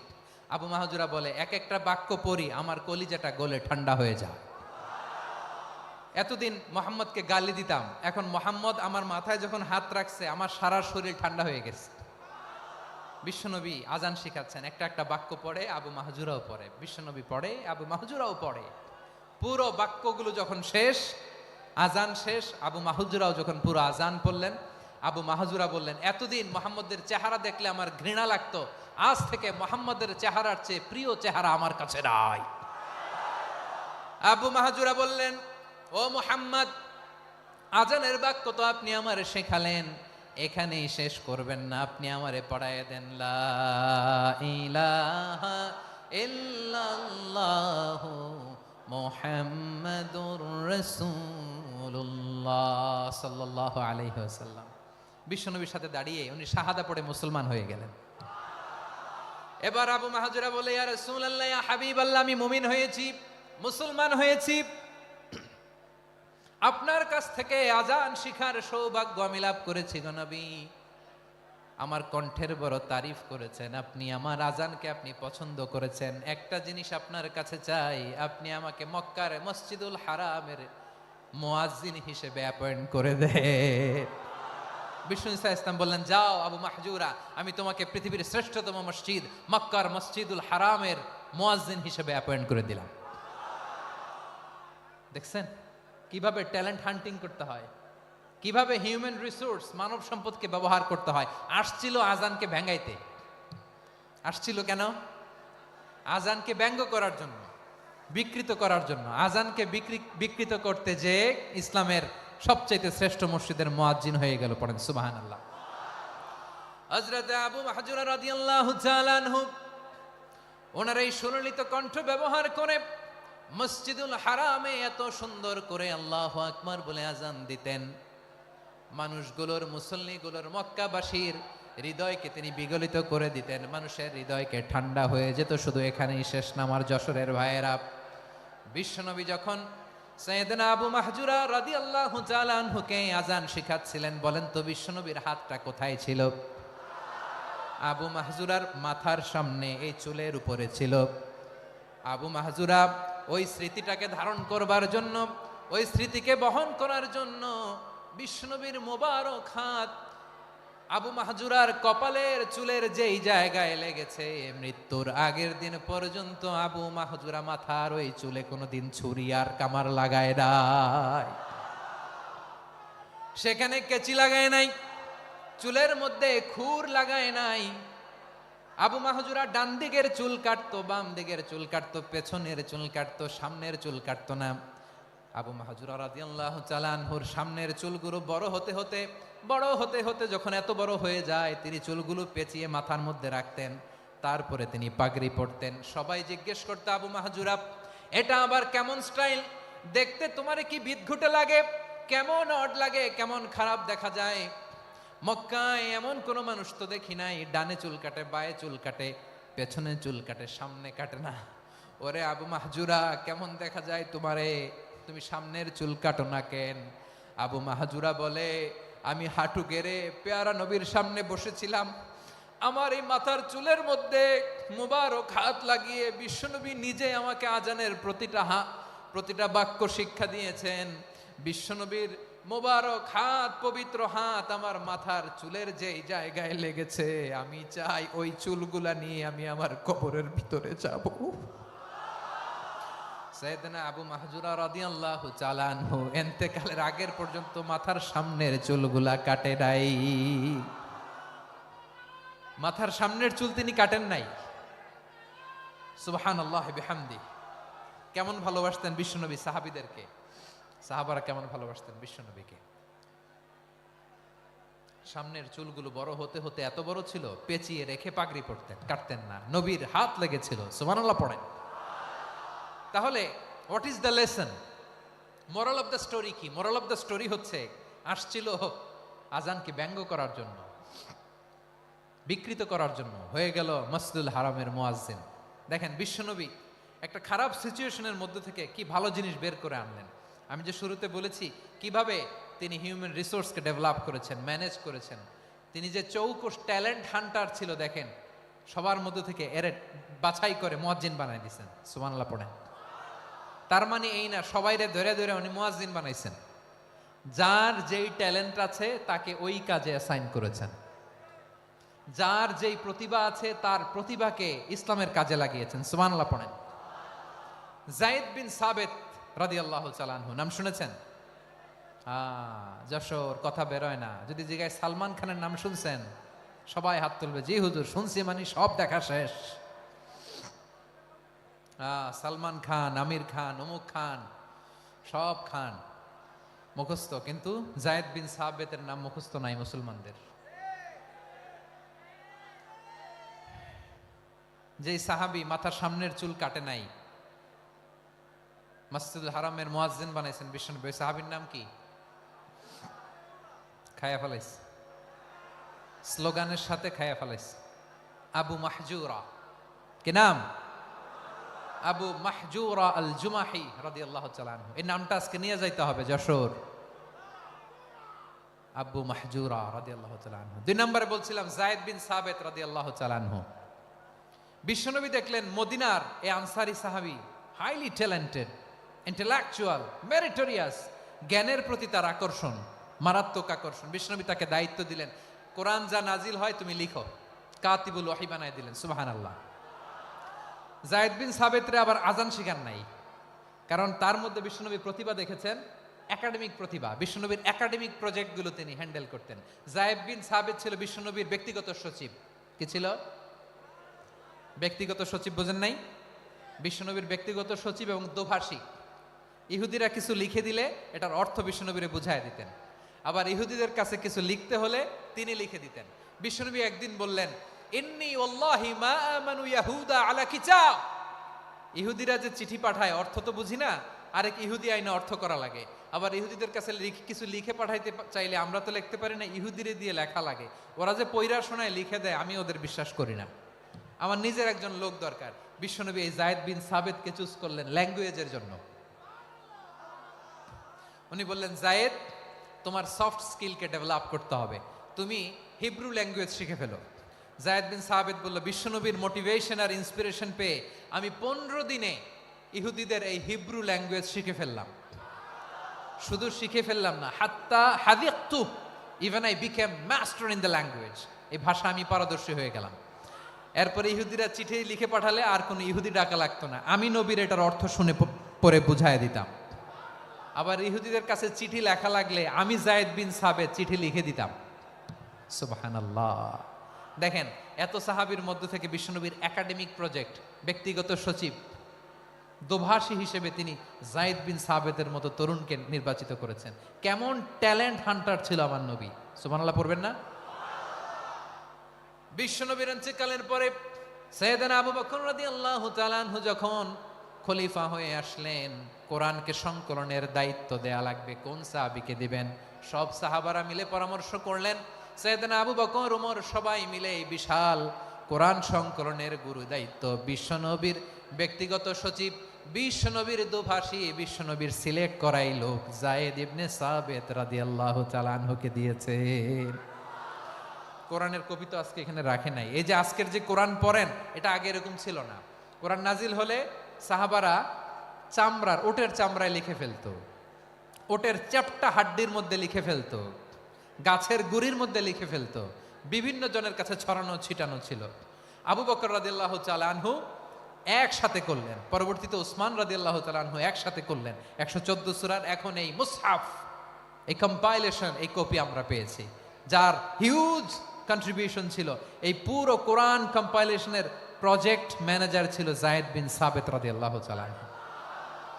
কোরআন কম্পাইলেশনের প্রজেক্ট ম্যানেজার। দেখেন, ওনারে মাথায় হাত দিয়ে আজান শিখায় নাই, সুবহানাল্লাহ কইবেন না? তাহলে প্রথম সাহাবী আবু মাহজুরাকে মুয়াজ্জিন বানাইলেন, যায়েদ বিন সাবেতকে ব্যক্তিগত সচিব আর দোভাষী বানালেন, মুসআব ইবনে উমাইর রাদিয়াল্লাহু তাআলা আনহুকে ইসলামের প্রথম অ্যাম্বাসেডর বানালেন। তাহলে তৃতীয় নাম্বার একজন সাহাবীর নাম বলছি, মুসআব ইবনে উমাইর। মুসআব কি নাম? নামটা কেমন লাগে? এই কয়েকজনের ভাল লাগে, বাকিদের ভাল লাগে না? ভাল লাগে? এই এই আর কয়েকটা মিনিট দেওয়া যাবে না আমাকে আল্লাহর রাস্তে? হ্যাঁ, ঠিক আছে। আমি তোমাদেরকে ভালোবাসা দেখাবো, দোয়া করব, যদি চুপ থাকো, একেবারে চুপ, কষ্ট সহ্য করো, বাকিরে যা সওয়াব পাবে তোমরা ডবল পাবা, যেহেতু কষ্ট বেশি, কিন্তু চুপ। 3 নাম্বার সাহাবীর নাম মুসআব। এই ধাক্কাধাক্কি কেন? ধাক্কাধাক্কি কেন রে ভাই? না না না, এরকম হইলে আসবো না যশোর, আমি আর আসবো না। হয় পিছনে চলে যাও, নাহলে চুপ, ধাক্কাধাক্কি নাই। 3 নাম্বার সাহাবীর নাম মুসআব। কি নাম? He was the first ambassador in Islam. ইসলামের প্রথম ডিপ্লোমাট, প্রথম কূটনৈতিক, ইসলামের প্রথম কূটনৈতিক, ইসলামের প্রথম ডিপ্লোমাট, প্রথম অ্যাম্বাসেডর মুসআব ইবনে উমাইর। মক্কার তরুণ যুবক, উনি পারফিউম লাগাইলে মানুষ দেখলেই বুঝতো এটা মুসআব লাগাইছে। এমন ড্যাশিং ফেসের ছিল, এমন স্মার্ট ড্যাশিং ফেস, এমন পার্সোনালিটির মানুষ ছিল মুসআব রাদিয়াল্লাহু তাআলা আনহু। কারণ যিনি ইসলামের স্পোকম্যান হবেন, মুখপাত্র হবেন, তার স্মার্ট হওয়ার দরকার আছে না নাই? আকাবার প্রথম শপথ যখন হলো, তাদের সাথে বিষ্ণু ইসা ইসলাম মদিনাতে একজন মুখপাত্র পাঠালেন, ডিপ্লোমাটকে পাঠালেন, অ্যাম্বাসেডর অফ ইসলাম, তিনি হচ্ছেন মুসআব ইবনে উমাইর। পড়েন সুবহানাল্লাহ। বিশ্বনবী দেখলেন সে অনেক স্মার্ট, তার ডেডিকেশন আছে, সিনসিয়ারিটি আছে, এবং মদিনায় যে আউস খাজরাজ গোত্রের নেতাদের সাথে ডিল করতে হবে, ইহুদিদের সাথে ডিল করতে হবে, ওখানে একজন পাক্কা জানু খেলোয়াড়ের দরকার আছে না নাই? মুসআব ইবনে উমাইর রাদিয়াল্লাহু তাআলা আনহু, ওনাকে বিষ্ণু ইসা ইসলাম চুজ করলেন। এবং বিষ্ণু ইসা ইসলামের এই চুজিংটা, এই সিলেকশনটা এত সুন্দর ছিল, তিনি মদিনাতে যে বিশ্বনবী আসার আগেই মদিনার জমিনকে তিনি উর্বর করে ফেলছেন। প্রতিটা ঘরে ঘরে কালিমার দাওয়াত তিনি পৌঁছায় দিচ্ছেন। জুমার বিধান নাজিল হয়েছে, কিন্তু মক্কায় পরিবেশ নাই জুমা পালনের। বিষ্ণু ইসা ইসলাম একজনকে দিয়ে খবর পাঠালেন, যাও মদিনায় মুসাবকে যে বলো, মুসাব তো আমার শিক্ষক, আমার স্পোকম্যান, মদিনাতে যেন তারা জুমা কায়েম করে। বিশ্বনবীর আগেই মুসআব মদিনার মুসলিমদেরকে নিয়ে মদিনায় প্রথম জুমা কায়েম করে ফেলছে। কোন সুবহানাল্লাহ। ডিপ্লোমাটদের কেমন হইতে হয়, অ্যাম্বাসেডারের কেমন হইতে হয়, মুসআব রাদিয়াল্লাহু তাআলা আনহুর কাছ থেকে শিখে নাও। মুসআব নামটা কেমন লাগে? যশোর যাদের সন্তান হবে, ছেলে সন্তান, আমার রাস্তায় পাইলি সবাই জিজ্ঞেস করে হুজুর একটা নাম দেন, আমার ছেলে হবে। যশোরবাসীর জন্য আমি একটা নাম দিয়ে দিলাম, নাম রাখতে হবে মুসাআব। কি নাম? নামটা যাদের ভাল লাগে, ছেলে সন্তান অনাগত আসবে, মনে চাইলে নাম রেখে দিবেন মুসাআব রাদিয়াল্লাহু তাআলা আনহুর নামে মুসাআব। তাহলে মুসাআব রাদিয়াল্লাহু তাআলা আনহুকে বিশ্বনবী ল্যাঙ্গুয়েজ শিখান নাই, সফট স্কিল শিখান নাই। জায়েদ রাদিয়াল্লাহু তিনি হিব্রু ল্যাঙ্গুয়েজ শিখেছেন, সুরিয়ানি শিখেছেন, কিন্তু মুসাবকে তিনি বানিয়েছেন the spokesman of Islam, the first diplomat, the ambassador of Islam. সুবহানাল্লাহ পড়বেন না? আব্দুল্লাহ ইবনে আব্বাস রাদিয়াল্লাহু তাআলা আনহু বিশ্বনবীর কাজিন, চাচাতো ভাই। আবার মাইমুনা রাদিয়াল্লাহু তাআলা আনহু, মাইমুনা নবীর স্ত্রী, তিনি ছিলেন আব্দুল্লাহর আপন খালা। তো নবীর বউ যদি ওনার খালা হয়, নবী তার কি? বুঝে নাই, নবী তার কি? খালু। তাহলে সম্পর্ক অনেক গভীর, কাজিন আবার খালু। ছোট্ট মানুষ, তাই রাতে মাঝে মাঝে ঘরে থাকতো।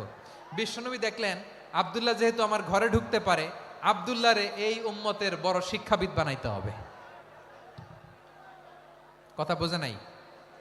আব্দুল্লাহকে কি বানাইতে হবে? শিক্ষাবিদ, এডুকেটর অফ দিস উম্মাহ, এই উম্মার শিক্ষাবিদ বানাইতে হবে। তাই আব্দুল্লাহ ইবনে আব্বাসকে বিশ্বনবী হাতে কলমে শিক্ষা দিয়েছেন।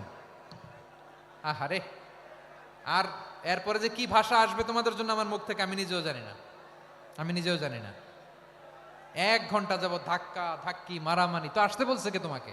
পেছনে চলে যাও, জায়গা না পেলে। পুরো প্রোগ্রামটাই নষ্ট করে দিল।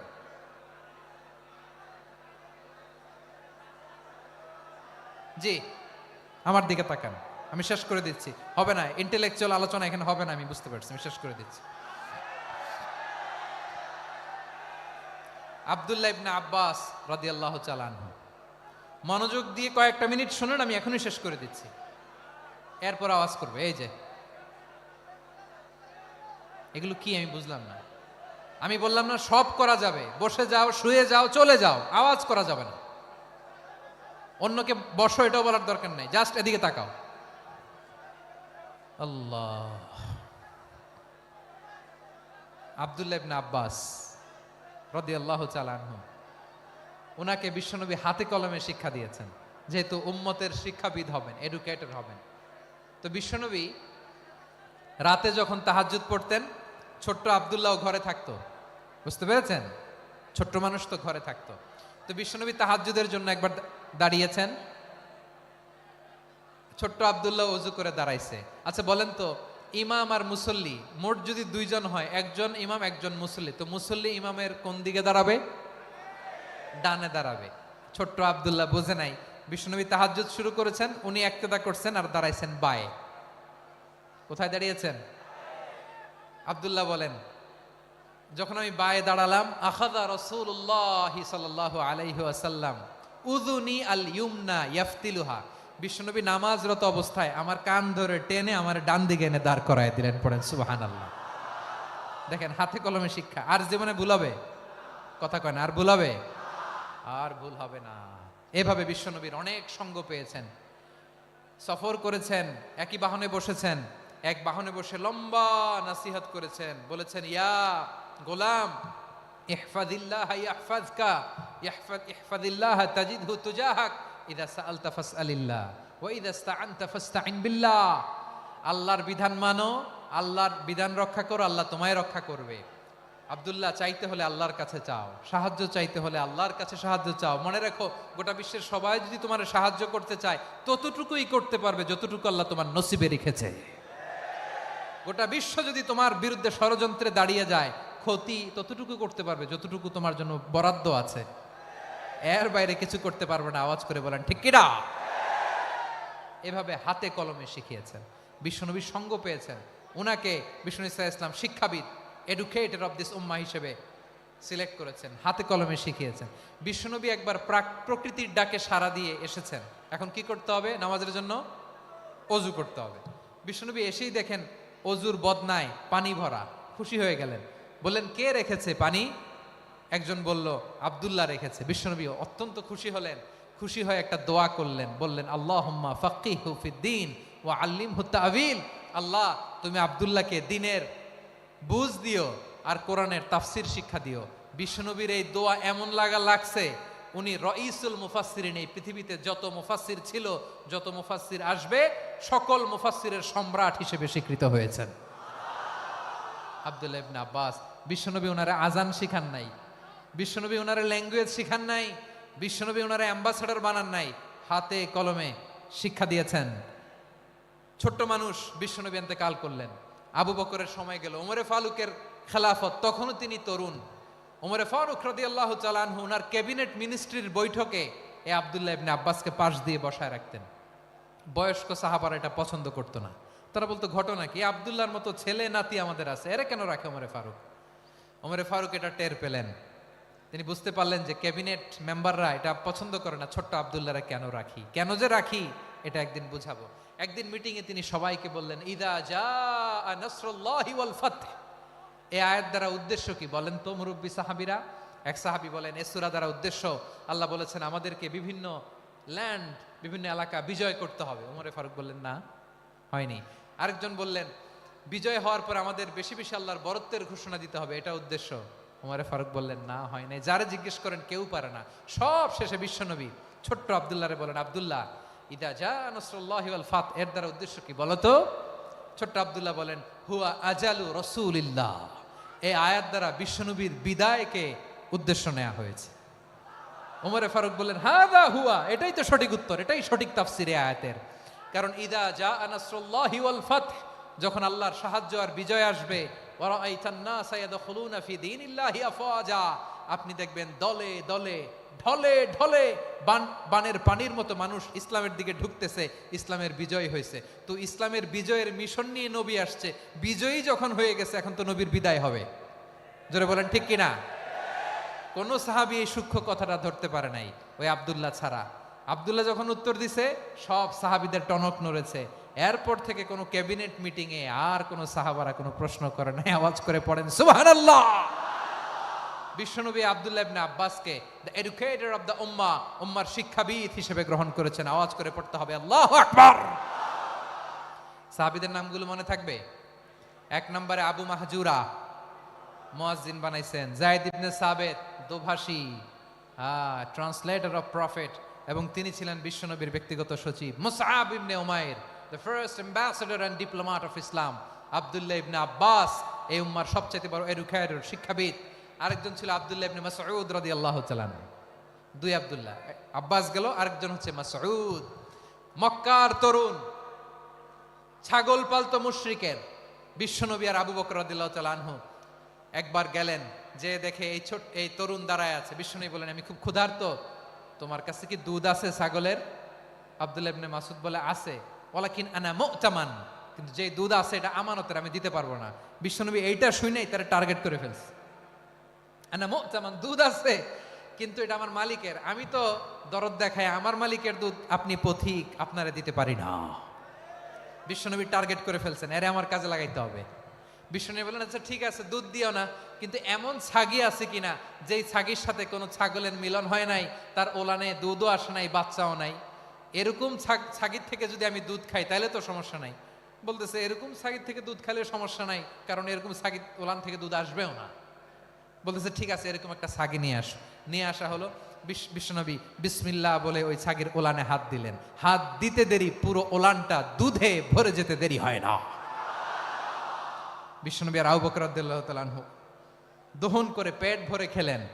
এই দৃশ্য আব্দুল্লাহ ইবনে মাসউদের হৃদয়ে দাগ কাটলো। এই মুজিজা দেখে তিনি বললেন, আশহাদু আল্লা ইলাহা ইল্লাল্লাহ ওয়া আশহাদু আন্না মুহাম্মাদুর রাসূলুল্লাহ। তিনি ষষ্ঠ মুসলিম ছিলেন, 6 নম্বর মুসলমান। ওনাকে টার্গেট করে বিশ্বনবী দেখলেন এমন ইন্টেলেকচুয়াল ব্রেন, উনি সূক্ষ্ম সূক্ষ্ম জিনিস বুঝে বেশি, ফিকহি জ্ঞান ওনার মধ্যে বেশি। বিশ্বনবী ওনাকে কোরআনের জ্ঞান শিক্ষা দিতে লাগলেন। উনি বিশ্বনবী সবার কাছে কোরআন শোনায়, কিন্তু বিশ্বনবী নিজে আব্দুল্লাহ ইবনে মাসউদের কাছ থেকে কোরআন শুনতো। বিশ্বনবী একবার বললেন, ইকরা আলাইয়া ইয়া মাসউদ। ইবনে মাসউদ, একবার শোনাও তো কোরআন দেখি। আব্দুল্লাহ ইবনে মাসউদ বলে, আকরাউ আলাইকা ওয়া আলাইকা উনজিল। নবী, আপনার উপর কোরআন নাজিল হয় আর আমি আপনার সামনে কোরআন পড়ব। বিশ্বনবী বললেন, ইন্নী উহিব্বু আন আসমাআহু মিন গায়রি। আমি নিজে পড়তে যেমনি ভালোবাসি, অন্যে পড়ুক আমি শুনবো, এটাও আমি ভালোবাসি। সূরা নিসা তিনি তেলাওয়াত করে শুনিয়েছেন। এমন সূক্ষ্ম সূক্ষ্ম বিষয় বিশ্বনবী উনাকে ধরিয়ে দিয়েছেন, উনি হয়ে গিয়েছেন আব্দুল্লাহ ইবনে আব্বাস হয়েছেন রাইসুল মুফাসসিরিন, উনি হয়ে গিয়েছেন ফাকিহুল উম্মাহ। ওনার চাইতে বড় ফকি এই পৃথিবী আর দেখবে না, চিল্লায় বলেন সুবহানাল্লাহ। উনি বলতেন ওয়াল্লাহি ওয়াল্লাহি ইল্লাযী লা ইলাহা গায়রু মা উনজিলাত সূরাতুন ইল্লা ওয়া আনা আ'লামু আইনা উনজিলাত ওয়া ফীমা উনজিলাত। বিশ্বনবী এমন ভাবে কোরআনের দার্স আমাকে দিয়েছেন, কোরআনে যত সূরা নাজিল হয়েছে, যেখানে নাজিল হোক না কেন আমি জানি এটা কোথায় নাজিল হয়েছে এবং কোন প্রেক্ষাপটে নাজিল হয়েছে। এমন একটা সূরা নাই যে সূরার কোথায় নাজিল হয়েছে আমি মাসুদের জানা নাই, কোন প্রেক্ষাপটে নাজিল হয়েছে আমার জানা নাই। এরকম ঘটবে না, চিল্লায় বলেন আল্লাহু আকবার।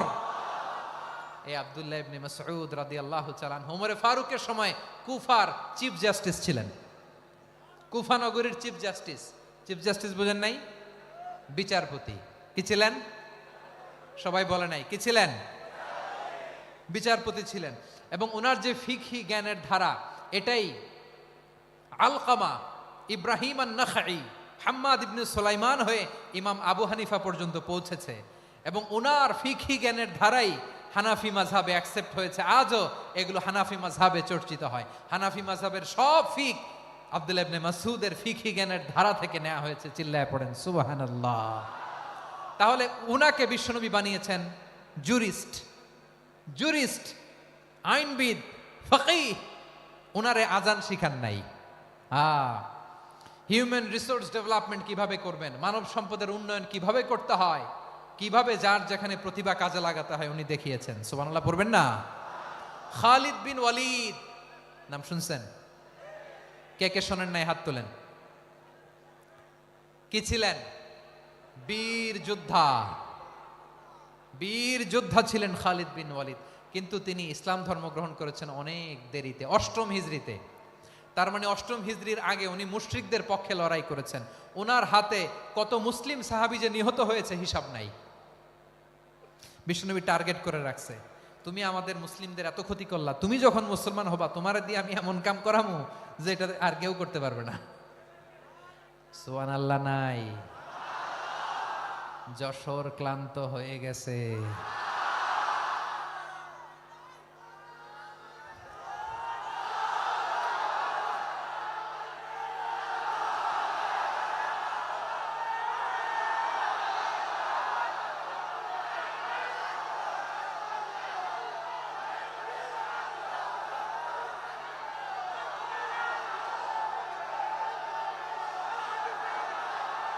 মাশাআল্লাহ, বসুন বসুন বসুন।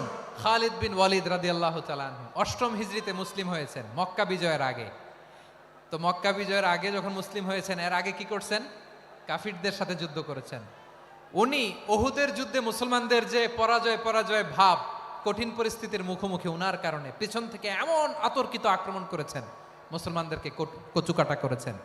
8ম হিজরিতে আল্লাহ তাআলা হেদায়েতের নূর দিয়ে ওনার হৃদয়টাকে উজালা করে দিলেন। লা ইলাহা এটা এমন বাণী যার হৃদয়ে একবার টাচ খাবে, এইটা থেকে সে আর পালিয়ে বেড়াতে পারে। ঝিনুকের ভেতর লুকিয়ে থাকে যেমন মতি, ঝিনুকের ভেতর লুকিয়ে থাকে যেমন মতি, কলমা শাহাদাতে আছে আল্লাহর জ্যোতি, কলমা শাহাদাতে আছে আল্লাহর জ্যোতি। ঠিক কিনা বলেন?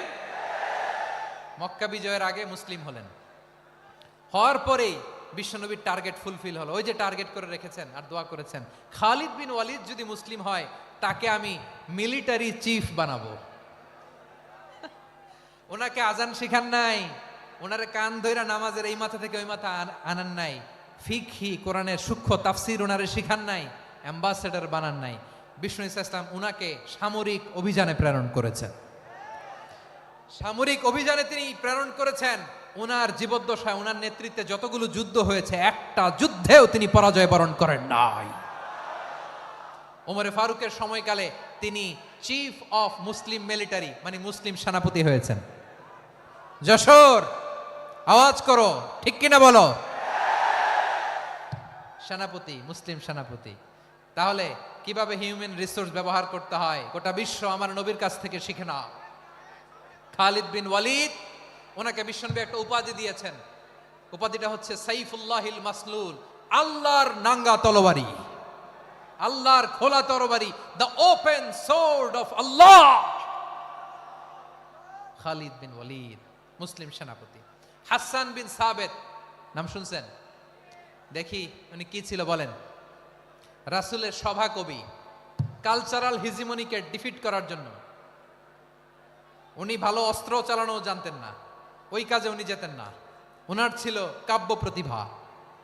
কাব্য প্রতিভা, কাফিররা কবিতা দিয়ে নবীকে গালি দিত। বিশ্বনবী বলতেন, ইয়া হাসান আজিব আন রাসূলিল্লাহ, তুমি নবীর হয়ে কাফেরদের এই কথাগুলোর জবাব দাও। বিশ্বনবীর একটা মিম্বার ছিল, বিশ্বনবীর মিম্বারের পাশাপাশি মসজিদে নববীতে এই হাসান বিন সাবেতের জন্য বিশ্বনবী একটা স্পেশাল মিম্বার বানিয়ে দিয়েছেন। এখান থেকে তুমি জবাব দাও। এবং বিশ্বনবী বলেছেন, আল্লাহুম্মা আইয়িদহু বিরূহিল কুদুস। আল্লাহ, হাসান আমার পক্ষে জবাব দেয়, তুমি জিব্রাইল মারফত তাকে সাহায্য পাঠাইয়া দিও। রাসূল সাল্লাল্লাহু আলাইহি ওয়াসাল্লামের সভা কবি, the poet of the prophet, নবীর কবি। উনি কবিতা দিয়ে, এমন উচ্চাঙ্গের ভাষায় কবিতা দিয়ে তিনি জবাব দিতেন, কাফিরদের গা শিহরে যেত, তাদের হৃদয়ে আগুন ধরে যেত। তাহলে এরকম কবিরও দরকার আছে না নাই? এখন যাকে আল্লাহ দিছে কাব্য প্রতিভা, এরা যদি আপনি যুদ্ধের ময়দানে পাঠান হবে? যারে দিছে সুরেলা গলা, এরা যদি অ্যাম্বাসেডর বানান হবে না। হাসান বিন সাবেত ছিলেন বিশ্বনবী সাল্লাল্লাহু আলাইহি ওয়াসাল্লামের কবি। হুযায়ফা ইবনুল ইয়ামান বিশ্বনবীর গোয়েন্দা বিভাগের প্রধান। কিসের প্রধান? হুযায়ফা ইবনুল ইয়ামান। ওনার ছিল ডিটেকটিভ মাইন্ড, ডিটেকটিভ মাইন্ড, গোয়েন্দা বিভাগের প্রধান। এবং উনি হচ্ছেন সাহিবু সিররি রাসূলিল্লাহ, রাসূল সাল্লাল্লাহু আলাইহি ওয়াসাল্লামের গোপন তথ্যের ধারক বাহক। নবীর যেই কথা কেউ জানে না, সব হুযায়ফার পেটের ভিতরে ছিল। সুবহানাল্লাহ পড়েন। মদিনার যত ইহুদি, ইহুদিদের একটা লিস্ট ছিল, এই লিস্ট শুধু দুইজন জানতো, বিশ্বনবী আর হুযায়ফা। সুবহানাল্লাহ পড়বেন না? তাহলে উনাকে কোন দায়িত্ব দিছে? কোন বিভাগ? যশোর, আওয়াজ করো, কোন বিভাগ? গোয়েন্দা বিভাগের হেড ছিল। খন্দকের যুদ্ধে প্রচন্ড আজকের মতো শৈত্য প্রবাহ, মাটি খনন করতে করতে সাহাবীদের পেটে ক্ষুধা নাই, দাঁড়াইতে পারে না নামাজের জন্য, এত ক্লান্ত, ক্ষুধা, ক্লান্ত, শ্রান্ত। বিশ্বনবী বললেন, কে আছো? এই কঠিন শীত, এই ভয় আর ক্ষুধার মধ্যেও খন্দকের পরীক্ষার টপকে শত্রু শিবিরে যে আমাকে তথ্য দিবা, কে আছো? কারো গায়ে শক্তিই নাই যে দাঁড়াবে, কেউ দাঁড়ায় না। বিশ্বনবী তখন নিজে হুযায়ফাকে ডাক দিলেন, হুযায়ফা, যে আমাকে আজকে শত্রু শিবিরের তথ্য এনে দিবে, সে জান্নাতে আমার মোরাফাকা, আমার সঙ্গী হবে। হুযায়ফা রাদিয়াল্লাহু ইবনুল ইয়ামান জীবনের ঝুঁকি নিয়ে এই ক্ষুধা, শৈত্য প্রবাহ, কোল্ড ওয়েভসকে উপেক্ষা করে পরীক্ষা টপকে শত্রু শিবিরে যে সবার কথাগুলো চুপে চুপে শুনে বিশ্বনবীর দরবারে এসে গোয়েন্দাদের মতো তথ্য সরবরাহ করেছে। বিশ্বনবীর গোয়েন্দা বিভাগের প্রধান হুযায়ফা ইবনুল ইয়ামান ইন্টেলিজেন্স বিভাগ চালাতেন। মুনাফিকদের নাম ওনার কাছে ছিল। মুআয ইবনে জাবাল মদিনা রাষ্ট্রের সবচেয়ে সিনিয়র আমলা ছিলেন। আমলাতন্ত্র চিনেন তো? প্রশাসনিক কাজ যারা চালায়, অ্যাডমিনিস্ট্রেশন বুঝেন না? The department of administration. মদিনার রাষ্ট্রের সিনিয়র আমলা মুআয ইবনে জাবাল মুতাখাসসিসুন ফিল হালাল ওয়াল হারাম, হালাল হারামের স্পেশালিস্ট ছিলেন। বিশ্বনবী উনাকে ইয়ামানের গভর্নর করে পাঠাইছেন। বলেছেন, ইন্নাকা তা'তি কওমান আহলা কিতাব, এমন গোষ্ঠীর কাছে যাবা এরা ইহুদি নাসারা, আগে শাহাদা পড়লে এরপরে নামাজের দাওয়াত দিও, নামাজ পড়লে যাকাতের দাওয়াত দিও। গভর্নরের অ্যাটিটিউড যেমন থাকে তেমন অ্যাটিটিউড ধরে রেখো। সুবহানাল্লাহ পড়েন। তাহলে মুআয ইবনে জাবালকে দিয়ে বিশ্বনবী কবিতা লেখায় নাই, চিঠি লেখায় নাই, আজান দেওয়ায় নাই। সুবহানাল্লাহ পড়বেন না? সব শেষ সাহাবী বলি আবু হুরায়রা রাদিয়াল্লাহু তাআলা আনহু। নাম শুনছেন? বিড়ালের বাবা। কি করতেন? খালি হাদিস মুখস্থ করতেন। উনি বলতেন, আলজামু রাসূলুল্লাহ আলা মিল ইবাতনি, আমার শুধু পেটের ক্ষুধার বন্দোবস্ত হইলে আমি নবীর সঙ্গ ছাড়তাম না। আমার আনসার সাহাবারা ক্ষেত খামারের কাজ করত, আমার মুহাজির সাহাবারা ব্যবসা করত, আর আমি নবীর সাথে সাথে থাকতাম। শুধু সকাল বিকাল দুই বেলা যদি আমার খাবারের বন্দোবস্ত হয়, আমি আর নবীর লক ছাড়ি না। সুবহানাল্লাহ কইবেন না? 5374টা হাদিস তিনি বর্ণনা করেছেন। সবচেয়ে বেশি হাদিস বর্ণনাকারী সাহাবী। হাদিস প্রিজার্ভেশনের কাজে বিশ্বনবী ওনাকে কাজে লাগিয়েছেন। উনি একদিন বলেন, ইয়া রাসূলুল্লাহ আসমাউ মিনকা কাসীরান ফালা আহফাজু, নবী অনেক কথা শুনি আমার মনে থাকে না। বিষ্ণু বললেন, তাই? উবসুত রিদাক, তোমার চাদরটা বিছাও। আবু হুরায়রা বিছালেন, বিশ্বনবী হাত বুলায় দিলেন, এরপরে অনেক হাদিস বর্ণনা করলেন। আবু হুরায়রা বলে, তারপর থেকে বিশ্বনবী যাই বর্ণনা করে আমি শুনি আর একটাও ভুলি না। এখন সুবহানাল্লাহ। বিশ্বনবী ওনাকে হাদিস প্রিজার্ভেশন, নবীর এই যে লক্ষ্য হাদিস প্রিজার্ভেশনের এই দায়িত্ব দিয়েছেন সাইয়েদনা আবু হুরায়রা রাদিয়াল্লাহু তাআলা আনহুকে। প্রিয় ভাইরা, তাহলে 10 জন সাহাবীর কথা যে বললাম, আপনারা কি খেয়াল করেছেন কত বড় ট্যালেন্ট হান্টার, চৌকস ট্যালেন্ট হান্টার ছিল আমার নবী। এক একজনের এক এক ট্যালেন্ট, এক এক কাজে অ্যাসাইন করেছেন, এক একজনকে এক এক দায়িত্ব দিয়েছেন, এক একজনের প্রতিভাকে এক একভাবে বিকশিত হওয়ার সুযোগ দিয়েছেন। আওয়াজ করে বলেন ঠিক কি না? এখন আমার পর্দার আড়ালে আমার মায়েরা বলবে, এতগুলো পুরুষ সাহাবীর কথা বললো, নারী সাহাবীরা কি কিছু করে নাই?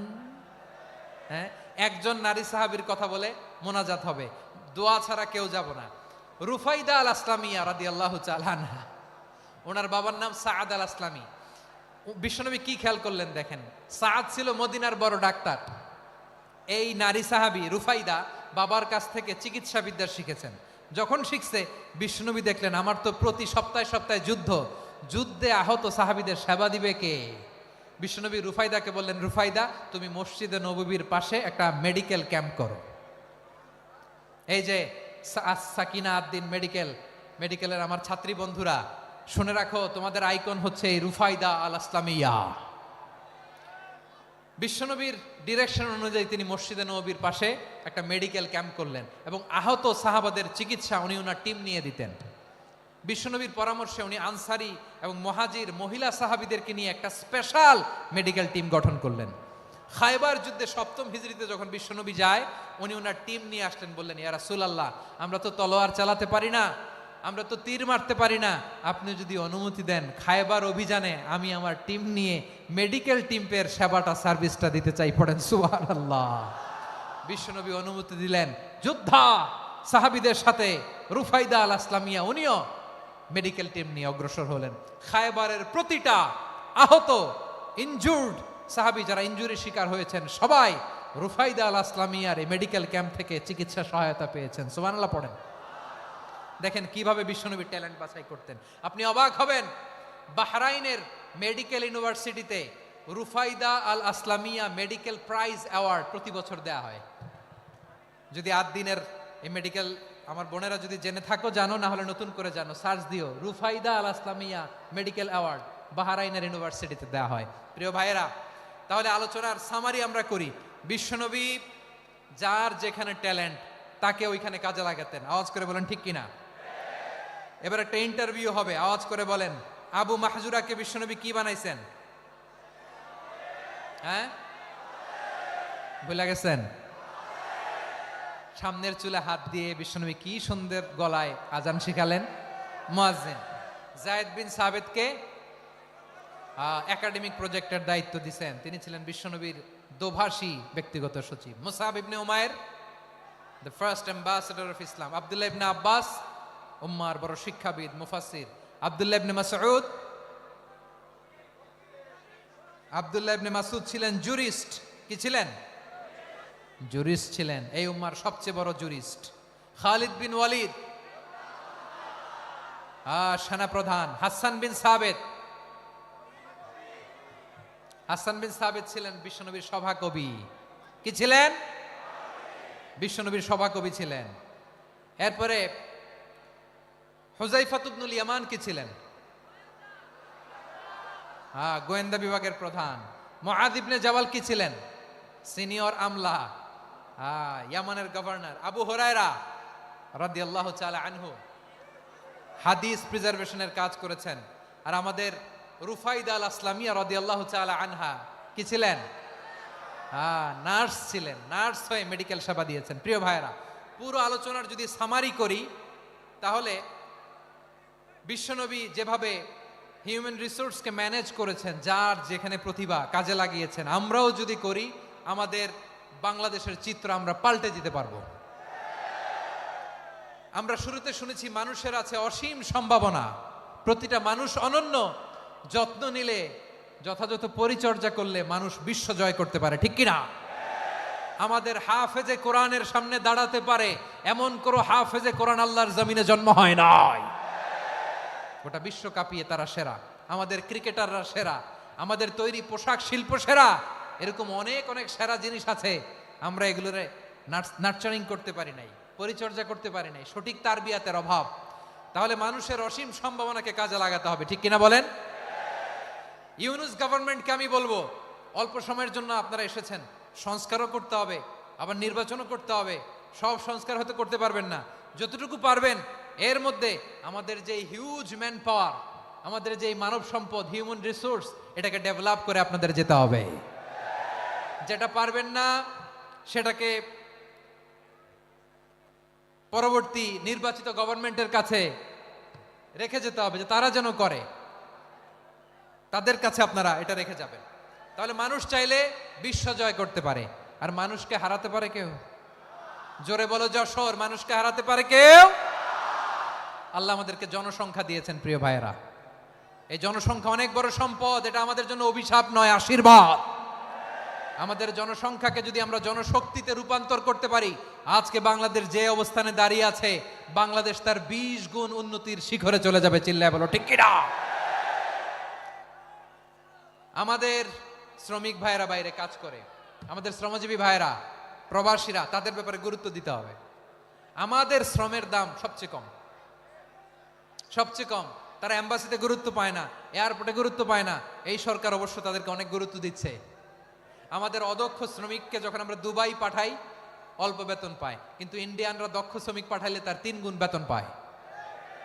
আমরা আমাদের শ্রমিকদেরকে অদক্ষভাবে আর পাঠাতে চাই না, দক্ষ শ্রমিক পাঠিয়ে আমরা রেমিটেন্সের বন্যা বইয়ে দেব।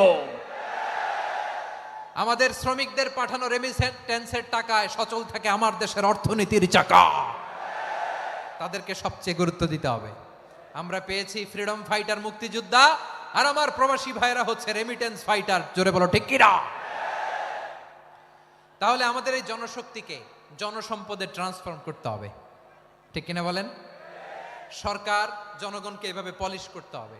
মা বাবারা ছেলে মেয়েদের মধ্যে কার কোন যোগ্যতা, তাকে ওইভাবে কাজে লাগাতে হবে। সবার এ প্লাস পাওয়ার কোনো দরকার নাই। আমাদের দেশে একটা টেন্ডেন্সি আছে, পরীক্ষায় এ প্লাস না পাইলে কই তুই কি করলি, পাশের বাড়ির ছেলে এ প্লাস পাইছে, যা ওর পা ধোয়া পানি খা। কি খা? তা আমি ভাবছি যে পা ধোয়া, এ প্লাস পাওয়া ছেলেদের পা ধোয়া পানির একটা পানির ব্র্যান্ড বানাইতে হবে। এরকম লেখা থাকবে, এ প্লাস পাওয়া ছেলেদের পা ধোয়া পানি। খাওয়া নাই, এগুলার খাওয়া নাই। ওরে আল্লাহ এ প্লাস পাওয়ার জন্য বানাইছে, আর আপনার ছেলেকে এই এ প্লাস গুলারে নিয়ন্ত্রণ করার জন্য আল্লাহ বানাইছে। ওকে দিয়ে আল্লাহ কি করবে আপনি জানেনই না। একটা এ প্লাস, একটা এ গ্রেড একটা মানুষের জীবনকে ঠিক করে দিতে পারে না।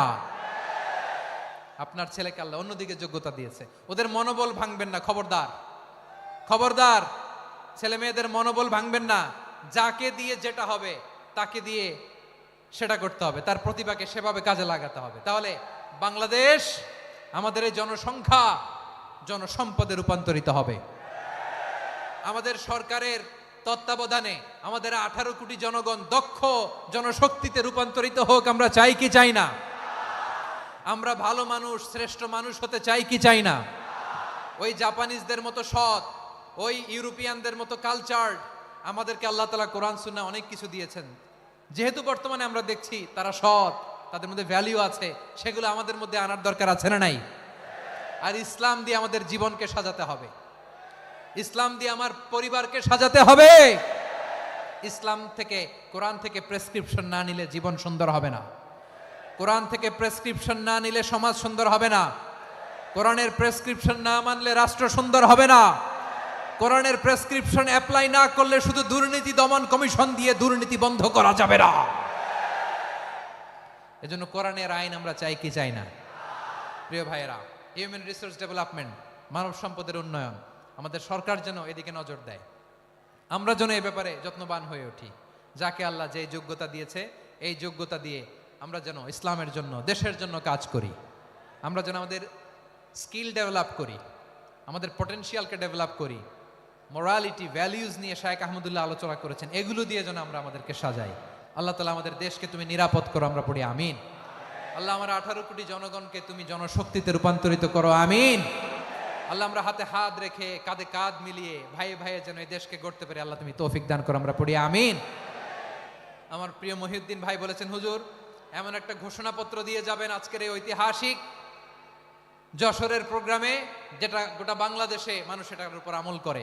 আমি যে কথাটা বলেছি এটাই, আসুন আমরা আমাদের জনসংখ্যাকে জনসম্পদে ট্রান্সফর্ম করি, আমাদের জনসংখ্যাকে আমরা যেন জনশক্তিতে রূপান্তরিত করি, জনসংখ্যাকে ট্রান্সফর্ম করে জনশক্তি দিয়ে আমরা যেন আগামীর বাংলাদেশ, স্বাধীন বাংলাদেশ 2.0 কে গড়ে তুলি।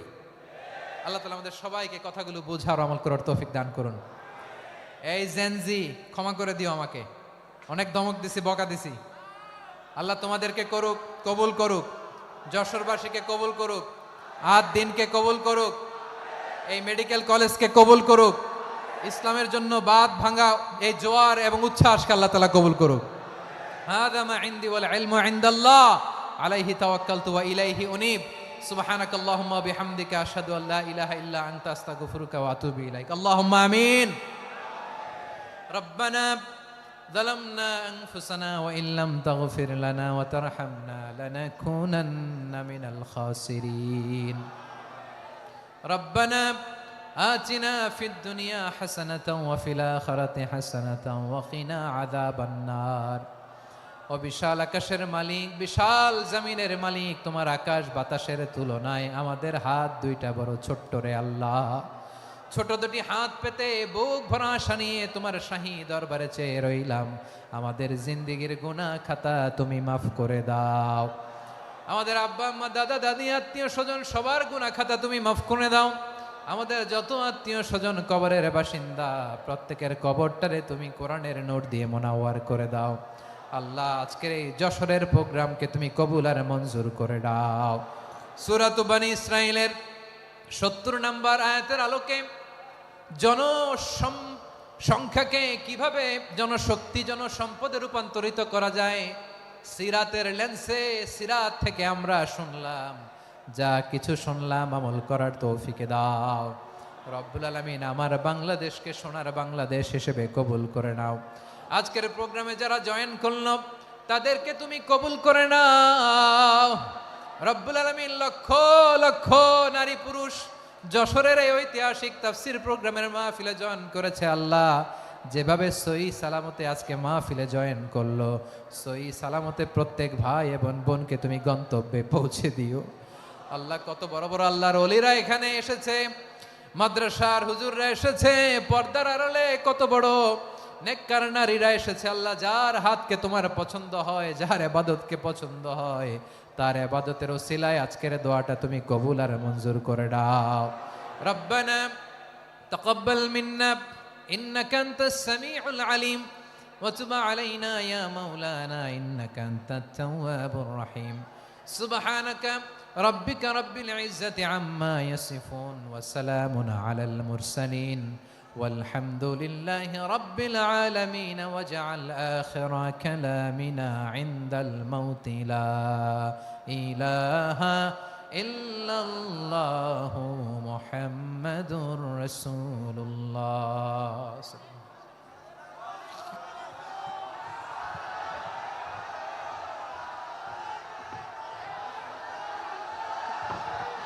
ভাইরা একটু আস্তে আস্তে আমরা বের হয়ে যাই, আস্তে আস্তে বের হয়ে যাই।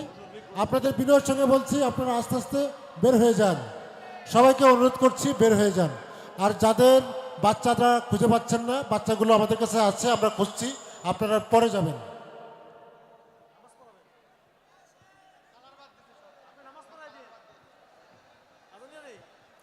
আস্তে আস্তে শৃঙ্খলার সাথে সহি সুস্থভাবে বের হয়ে যান ভাইরা, ধাক্কাধাক্কি করবেন না।